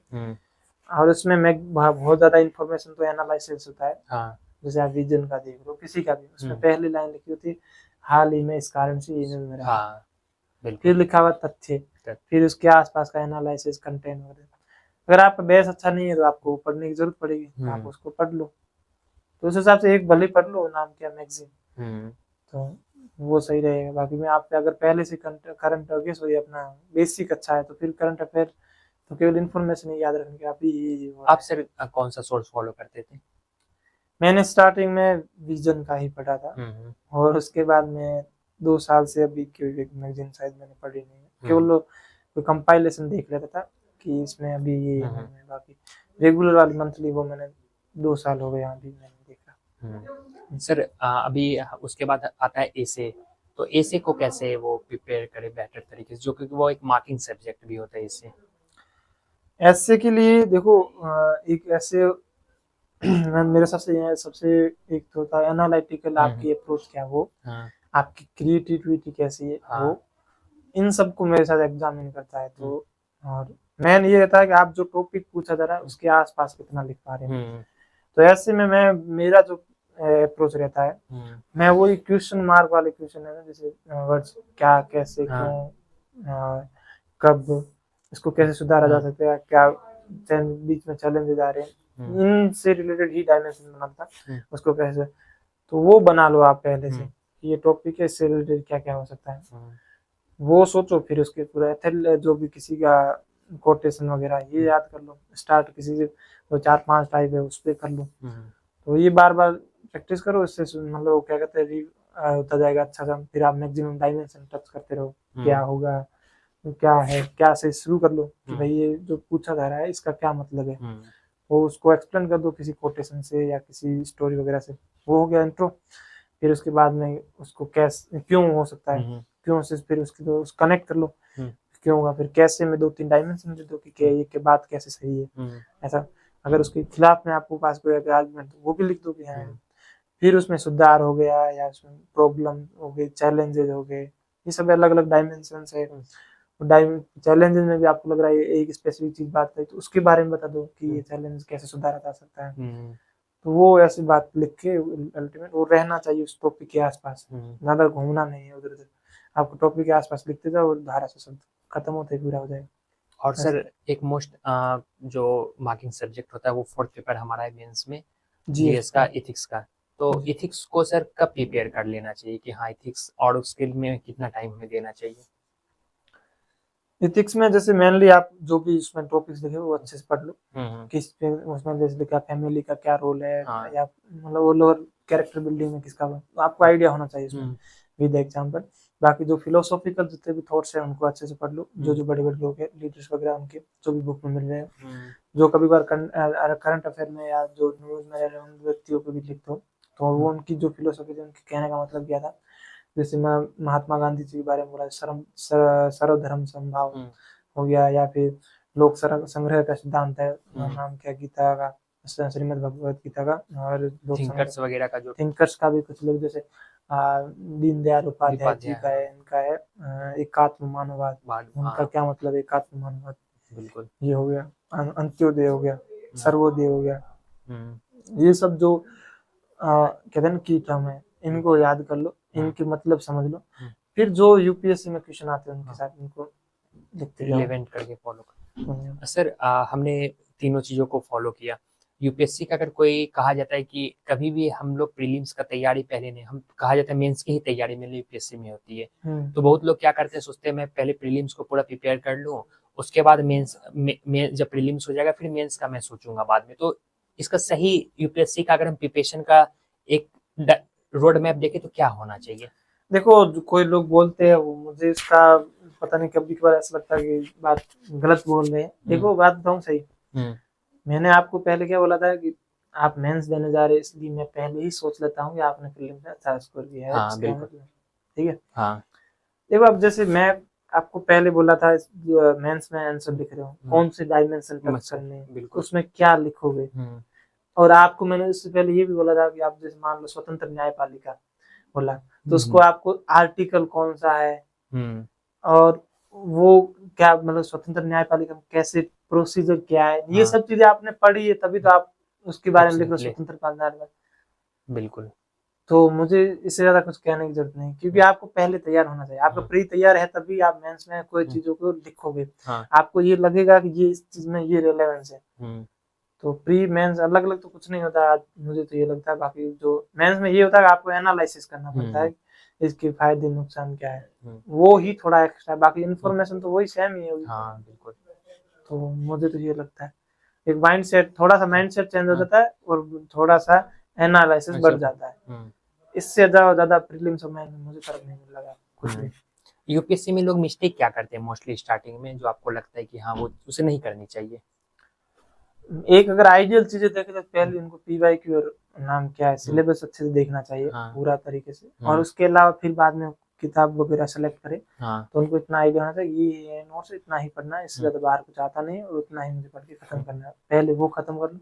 उसके बाद में अपने जो भी शॉर्ट नोट्स वगैरह उसको बनाओ, जितना बना सकते हो उतना बना लो।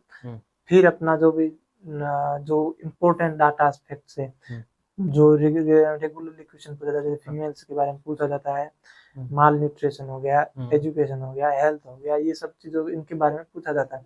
और जैसे एनर्जी सेक्टर हो गया, इंफ्रास्ट्रक्चर डेवलपमेंट हो गया, इन सब के बारे में पूछा जाता है। तो ये आपके पास इनके पास रेडीमेड नोट्स होने चाहिए, ताकि आप मैक्सिमम इनको चीजों चाहे पूछे ना पूछे लिख पाओगे, क्योंकि इंफ्रास्ट्रक्चर क्यों इम्पोर्टेंट है। तो उस हिसाब से सर अभी कोरोना के बाद काफी ज्यादा सोशल मीडिया, और आपने उस स्टेज में ही प्रिपरेशन शुरू किया था कोरोना के बाद ही, और सोशल मीडिया का रिवॉल्यूशन देखने को मिला, और उसके बाद कहीं ना कहीं डिस्ट्रैक्शन भी बढ़ा। तो आपने डिस्ट्रैक्शन को कैसे हैंडल किया, और सोशल मीडिया से आपका कितना लगाव रहा है तो किन चीजों के लिए रहा है, जिससे आपने यूपीएससी में आपको कोई डिस्ट्रैक्शन नहीं दिखा? हाँ, वैसे मैं बताऊं तो मेरा खुद का सोशल मीडिया अकाउंट मैंने जैसे इंस्टाग्राम है वो, हाँ मुझे जैसे मेरा पिछली बार इंटरव्यू था ना उसी के सेम डे पे था, खुला था 2021 में, 13 फरवरी को मेरा इंटरव्यू था 25 में, और 13 फरवरी 2021 में मैंने इंस्टाग्राम का, लेकिन मैं उस पर इतना एक्टिव नहीं रहता था, और ना ही मेरे इतना मेरा जो फॉलोइंग थी वो मैक्सिमम मिनिस्ट्री वगैरह, तो मैं अपने आप को संतुष्ट करने के लिए वो मिनिस्ट्री की वो फॉलो करता था, ताकि उसमें थोड़ा बहुत जीएस का कंटेंट आ जाता है। तो मैं उसको अपने आप मन को, बाकी जितने भी थे उनको मैंने बंद कर दिया था। व्हाट्सएप मेरा डिलीट था, फेसबुक तो कभी चलाता मतलब अकाउंट था, लेकिन मैं उसको यूज नहीं करता। और रही बात जो आजकल ज्यादा युवाओं को प्रभावित कर रही है, वो इंस्टाग्राम है। बिल्कुल। तो वो मेरा अकाउंट था, मतलब मैंने फॉलो ही, मैं किसी को रिक्वेस्ट भी नहीं, मेरा केवल मिनिस्ट्री थी, तो वो मैं उसको ही देखता रहता था, मुझे उससे मतलब था। बाकी फिर तो मुझे उतना डिस्टर्ब नहीं, थोड़ी देर में मुझे बोर हो जाता था, फिर मैं छोड़ देता था, क्योंकि मैं किसी को मैसेज वगैरह या फिर रील्स वगैरह उसमें देखता नहीं था मैं केवल, और मैं वो मतलब मेनली तो मैं इसको डिस्कनेक्ट ही रहना चाहता था। और दूसरी बात है, मोबाइल का मेरा रूल था कि मैं रात मतलब मेरा मोबाइल देखने का टाइमिंग था, एक रात को 8 बजे खाना खाने के जस्ट बाद में आधा घंटा वो, और या फिर दोपहर खाना खाने उसमें बीच में मैं मोबाइल टच करता नहीं था। तो वो मेरा एक आदत ही पड़ गई थी, तो मुझे वही था कि मुझे पढ़ना है इतने घंटे, वो फिक्स है, वो मैं उसमें कोई कॉम्प्रोमाइज नहीं करता, तो मेरा वो शेड्यूल था। तो फिर मुझे इसमें इतना ज़्यादा डिस्ट्रक्शन मिला नहीं। तो मुझे सर मेरे साथ आप भी यही फॉलो करोगे, आप फिक्स करो क्योंकि मुझे खाना खाने टाइम उस समय ही क्यों देखूंगा, पूरे दिन देखूंगा नहीं, और शाम को उस समय देखूंगा। और मुझे ज़्यादा कॉल किसी घर वालों करना, तो वो मेरा खाना खाने के बाद में हो जाता था, और बीच में थोड़ी देर कभी देख लेता, कोई क्लास वगैरह हो गया, कोई वीडियो वगैरह, चलो मनोरंजन के लिए भी कुछ देख लेता, देख उसमें नहीं देख रहा। तो उस हिसाब से मेरा ये रहता था। सर यहाँ पे लास्ट में कुछ सवाल मेरा कि जैसे यूपीएससी का बहुत सारे लोग टॉपर्स के कॉपी को एनालाइज करते हैं, टॉपर्स का इंटरव्यू देखते हैं, तो क्या उन चीज़ों को क्या बेनिफिट्स मिलते हैं उसके?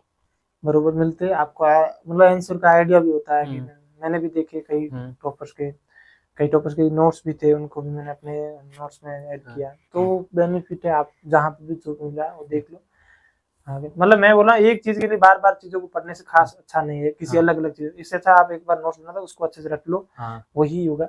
तो बार बार एक चीज के लिए बार बार पढ़ोगे तो फिर आपके कुछ सेक्शन छूट जाएंगे, जो खराब रहेगा आपके रिजल्ट के लिए। तो इस हिसाब से बोल रहा हूँ, तो आप एक चीज के लिए बार बार अलग अलग चीजें मत पढ़ो। किसी के भी नोट्स मिल गए कि मान लो पॉलिटी एक बार पढ़ लिए, फिर पॉलिटी किसी के भी नोट्स उठा के लाए, मैं इसको भी पढ़ूंगा, किसी को उठा ले ये भी पढ़ूंगा, तो वो आपको मतलब सही नहीं रिजल्ट देंगे, बहुत खराब है। सर मेरा लास्ट में रैपिड फायर राउंड होता है, इसमें आपको सर 1 वर्ड में आंसर देना है। ठीक है। तो सर आपके आइडियल पर्सन कौन थे? हाँ, ये 1 वर्ड नहीं रहेगा मेरे, मैं 3 ओके, तो मैं जानना चाहूंगा आपसे। मैं अपने आइडियल रियल में मैंने अपने दादाजी और ग्रैंड पेरेंट्स को ही मानता हूँ और मैं उनसे ही सीखा। अगर आपको फेमस पर्सनालिटी में देखना हो तो मैं एक तो हमारे जो मिसाइल मैन है एपीजे डॉक्टर अब्दुल एपीजे कलाम, उनको भी मानता हूँ और अम्बेडकर साहब को भी मानता हूँ, हम्म। महात्मा गांधी जी को भी मानता हूँ और सावित्रीबाई फुले जी को भी मानता हूँ। तो सर आपको सबसे फेवरेट जगह घूमने की कौन सी पसंद है? मैं इंडिया को जानना चाहता हूँ, हाँ। देश को, तो मुझे भारत की सभी जगह अच्छी लगती है, मैं वहाँ घूमना चाहूँगा सब जगह। आने वाले समय में सर आप ऐसे कौन से काम करना चाहते हैं कि जिससे आपको लगे कि हाँ मैं सोचा हूँ कि आप अब मैं ये करूँगा और आप करना चाहते हैं? हाँ, अभी मैं हाल फिलहाल अभी जिस पोजीशन पे हूँ उस हिसाब से मैं बताऊँ तो मैं रेलवे में हूँ। हाँ, तो मैं चाहूँगा कि रेलवे जो भी अच्छे से ऑपरेशनलाइज हो और जो भी अभी चैलेंज देखने हैं मैं उसको कम कर पाऊँ, मैं उसमें अपना जो भी कंट्रीब्यूशन अच्छा दे पाऊँ। तो मेरा वहाँ पे फोकस है, जैसे सिक्योरिटी से रिलेटेड हो गया और सर्विसेज में भी काफ़ी जो चैलेंजेस देखने को अभी सरकार कर रही है उसको हम अच्छे से इम्प्लीमेंट करें एक टीम के रूप में। मेरा है वहाँ पे काम करने का मन है। और बाकी अगर जीवन में अगर अभी किया इसमें और कुछ इम्प्रूवमेंट या कुछ मिलता है तो मैं उसमें जो भी मुझे दिया जाएगा सर वहाँ पे मैं अच्छा करूँगा।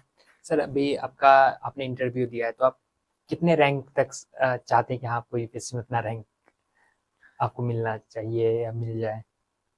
नहीं, ये मैं एक्सपेक्ट नहीं करूँगा कि कितना है, वो तो खैर 1-1.5 महीने में पता चल जाएगा, तो मैं इसके बारे में कुछ नहीं कह सकता। ओके सर, लास्ट में मैं आपसे बस यूथ को एक मैसेज दे दीजिए कि उनको क्या करना चाहिए अपने लाइफ में, जो आपकी तरह कुछ यूपीएससी का अगर वो सपना देख रहा है तो वो क्या चीज़ को फॉलो करे या आपकी तरह कैसे बन सकता है वो? पहली बात है मेरी तरह नहीं बनना है अपनी तरह ही बनना है। आप लाखों लोगों के लिए तो अभी भी आइडियल हैं। नहीं, आइडियल एक चीज अलग है, लेकिन आप अपने तरह ही बनो, जो आपको सही लग रहा है उसको करो, अपने से धोखा मत करो। आप अपने जब आपका मन कह रहा है ना कि ये मत करो, उसमें आप अपने आप को उस चीज से अलग कर लो और रेगुलर मेहनत करो। और कुछ लोग जैसे मेहनत से मत डरो, आप जितना मैक्सिमम कर सकते हो उसे करो और जो आपको अच्छा लग रहा है वो करो। कुछ लोग आपको लगता होगा कि इंस्टाग्राम पे या जो भी सोशल मीडिया के जो फोमो है उसकी लाइफ स्टाइल, हाँ वो एक छोटा सा इंसिडेंट है और वो एक छोटा सा, जैसे मैं अभी अपनी पर्सनल लाइफ बताऊं, जैसे हम लोग अभी गए थे एचएसटी में घूमने के लिए, तो हम इंस्टाग्राम पे या जहाँ पे सोशल मीडिया बहुत पोस्ट करते थे। वो एक मतलब 10 मिनट का होता था, लेकिन उसकी जो पूरी ड्यूरेशन हम जो परेशान हो रहे थे वो किसी को नहीं दिखा। और बिल्कुल ठीक है, तो वही लाइफ है, रियलिटी है। एक चीज है जो छोटी सी दिख जाती है आपको, आपको लग रहा है उसकी लाइफ पूरी इतनी ऐसी चल रही है, वैसा नहीं है। सबके जीवन में चैलेंज है, सबके जीवन में ही वो खराब पल है, तो आप इतना घबराओ मत, आप कुछ नहीं छोड़ रहे हो, आप अपना अभी मेहनत करो इस पे, अपने लिए ही कर रहे हो, आप अपने आप को इम्प्रूव करोगे और अपने पेरेंट्स का ध्यान रखोगे। आपको पता आप अगर यहाँ पे अच्छा कर लोगे तो आप भी सेफ हो, अपने पेरेंट्स भी सेफ है, आपकी आने वाली जनरेशन वो भी आपसे सेफ है। तो आप वैसा करो, वो आपको हमेशा मोटिवेट करनी चाहिए चीजें कि हाँ, तो मेहनत से डरो मत और अपने आप को हम्बल रख के एक सिंपलिसिटी के साथ अच्छे से मेहनत करते रहो। मेरा सबसे यही, जो भी युवा पीढ़ी है उनसे यही आग्रह है या यही सजेशन है। और बाकी सबको ऑल द बेस्ट, आप अच्छा करोगे जीवन में, मुझे इतना विश्वास है। अगर आप मेहनत कर रहे हो आप में वो कैपेसिटी बिल्ड हो जाएगी। मान लो अभी मैं नेगेटिव नहीं कहूँ, अगर मान लो सिलेक्शन नहीं हुआ तो जो एक होती है, मैंने पढ़ा था कनेक्टिंग द डॉट्स, बिल्कुल कनेक्ट, मैंने स्टीव जॉब्स की भी स्टोरी स्पीच में भी सुना वो कनेक्टिंग, हाँ वो मैं भी वहीं से तो उसमें मैं ये कह, जैसे आपने जहाँ जहाँ भी मेहनत की है वो आपको याद आएगी कि मैंने ये चीज वहाँ की थी, मेरी यहाँ पे काम नहीं हुई, वो काम आई नहीं, क्यों नहीं आई, तो उसमें आपको दूसरी जगह जहाँ पे जिस फील्ड में जाओगे वहाँ आप अच्छा करोगे, क्योंकि आपको आइडिया है कि ये चीजें खराब होती है। बिल्कुल, क्योंकि हर चीज है ना एक तरीका है, उसी से ही सोल्व होती है, जो होता है सर अच्छे के लिए होता है, ये कोर्स भी कहा जाता है। लेकिन वो रहता है ना, तो मैं बोल रहा हूँ हर चीज, जिसमें मान लो यूपीएससी है, यूपीएससी में एक फिक्स है कि आपको कुछ चीजें है वो करनी है, कुछ नहीं करनी, वो सेम चीज सब चीजों में अप्लाई होगा। फिर भी जैसे मान लो आप जैसे किसी भी सेक्टर में जाना हाँ। चाहें, जैसे आप एंटरप्रेन्योरशिप में बनना हाँ। एंटरप्रेन्योरशिप में फिक्स है, उसमें भी आप जाओगे, जैसे आप अगर उसमें बन रहे हो तो वहाँ पे भी फिक्स एक है कि आपको एक क्रिएशन नया आइडिया लाना पड़ेगा, उसके लिए रेगुलर आपको अपडेट रहना पड़ेगा। बिल्कुल। ये यूपीएससी में भी है, इसमें आपको अपने आइडिया से भी सॉल्व करने पड़ेंगे, आपको यहाँ पे भी अपडेटेड रहना पड़ेगा। मतलब एक सबके फिक्स फॉर्मूला है उनको, और वो जो सक्सेस होने का फिक्स है, आपको सेक्रीफाइस करना पड़ेगा। मैंने भी किए, कई शादियाँ छोड़ी, ये सब कुछ वो मैंने भी किया घर पे पर्सनली, तो वो आपको भी करना, उसके लिए इतना परेशान होने की जरूरत नहीं। और जब सिलेक्शन हो जाओगे तो फिर वही बोलेंगे कि यार इसी के लिए छोड़ी तो बहुत मजा आया कि आप तुम, मतलब हमने ये बोल सकते कि मेरा भाई ये है। बिल्कुल ठीक है, तो आज वो सब खुश है, उससे कोई स्टार्ट में बोलेंगे हम तुम्हारी नहीं है, फिर बाद में वो खुद बोलेंगे हम आपके साथ, बुला लेना। हाँ बिल्कुल। तो वो है, उसके लिए ज्यादा परेशान होने की जरूरत नहीं है, कुछ चीजें छूटेगी तो छूटने देना, अपने आप सारी चीजें एक साथ आप वापस आए। भाई जब रिजल्ट भी ऊपर नहीं चला, फिर भी जीवन में इतना उदास होने की जरूरत नहीं है। जो आपके है वो आपके साथ है, जो आपके नहीं है वो आपसे दूर है, इतना ही याद रखना। तो यही बोलना चाहूंगा लास्ट में। बिल्कुल सर, आपने एक चीज बहुत अच्छी बात बताई कि आज लोग सोशल मीडिया पे दूसरे की लाइफ स्टाइल को देख के जो अच्छा, क्योंकि वो सोशल मीडिया पे दिखा रहे तो लगता है उनकी लाइफ स्टाइल कितनी है, चल उसके बेसिस पे हम लोग अपने आप को जज करते हैं मेरी लाइफ स्टाइल, तो हमें उन बेसिस पे किसी को जज नहीं करना चाहिए। और सर हाँ, आप मेहनत, अगर आपको मोटिवेशन मिल रहा है कि वहाँ वो इतना अच्छा करे मैं भी करूँ तो ठीक है, लेकिन आप अपने इन्फीरियरिटी कॉम्प्लेक्स में ला रहे हो, अपने आप को डिप्रेशन में या नेगेटिविटी में ला रहे हो, तो वो गलत है, वो बिल्कुल मत करो। ये ऐसे लोग वो कर रहा है मैं भी ऐसा करूँ, हाँ बिल्कुल ठीक है, वो भी सही चीजें ही करो, ज्यादा लोफरगिरी वो भी सही नहीं है, बिल्कुल वो चीजें मत किया करो जो आपके लिए हार्मफुल है, स्टंट वगैरह वो तो नहीं, लेकिन जो जनरल लाइफ स्टाइल है, कभी घूमने जाना देखना वो करा, तो वो आप इंस्पायर हो कि मैं वो कर रहा है मैं भी करूँ, तो उसके लिए क्या जरूरी है वो करो।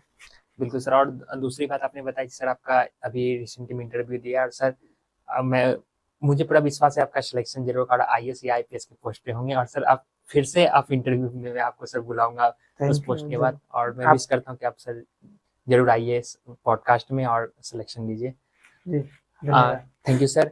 और तो दोस्तों सर की बातें को जरूर फॉलो करिएगा, जो भी यूपीएससी एस्पिरेंट है उसके लिए सर ने काफ़ी अच्छी बातें बताई है, जो बेसिकली लोग बिगनर्स गलती करते हैं यूपीएससी में, चाहे मेंस हो, चाहे प्रीलिम्स हो, चाहे इंटरव्यू हो, इन चीज़ों में इन्होंने बहुत अच्छे तरीके से चीज़ों को बताया कि अगर आप हिंदी मीडियम से बिलोंग करते हैं तो हिंदी माध्यम वाले बच्चे इन चीज़ों को जरूर फॉलो करें, सीसेट में गलती न करें। सर की बातें को अगर आप फॉलो करते हैं तो आपको कहीं ना कहीं बहुत अच्छे तरीके से आपको एग्जाम में हेल्प मिलेगा। तो इन वीडियोस को ज़्यादा से ज़्यादा अपने दोस्तों के साथ शेयर करें जो ये सब गलतियां करते हैं, जो यूपीएससी एस्पिरेंट हैं, और सर की बातें को जरूर फॉलो करें। और सर का सिलेक्शन अगर होता है तो सर को फिर से हम लोग जल्द पॉडकास्ट में बुलाएंगे और यहाँ से सर जरूर आएंगे। तो थैंक यू सो मच, इस वीडियो को ज़्यादा से ज़्यादा लोगों तक शेयर किया। Thank you sir. Thank you.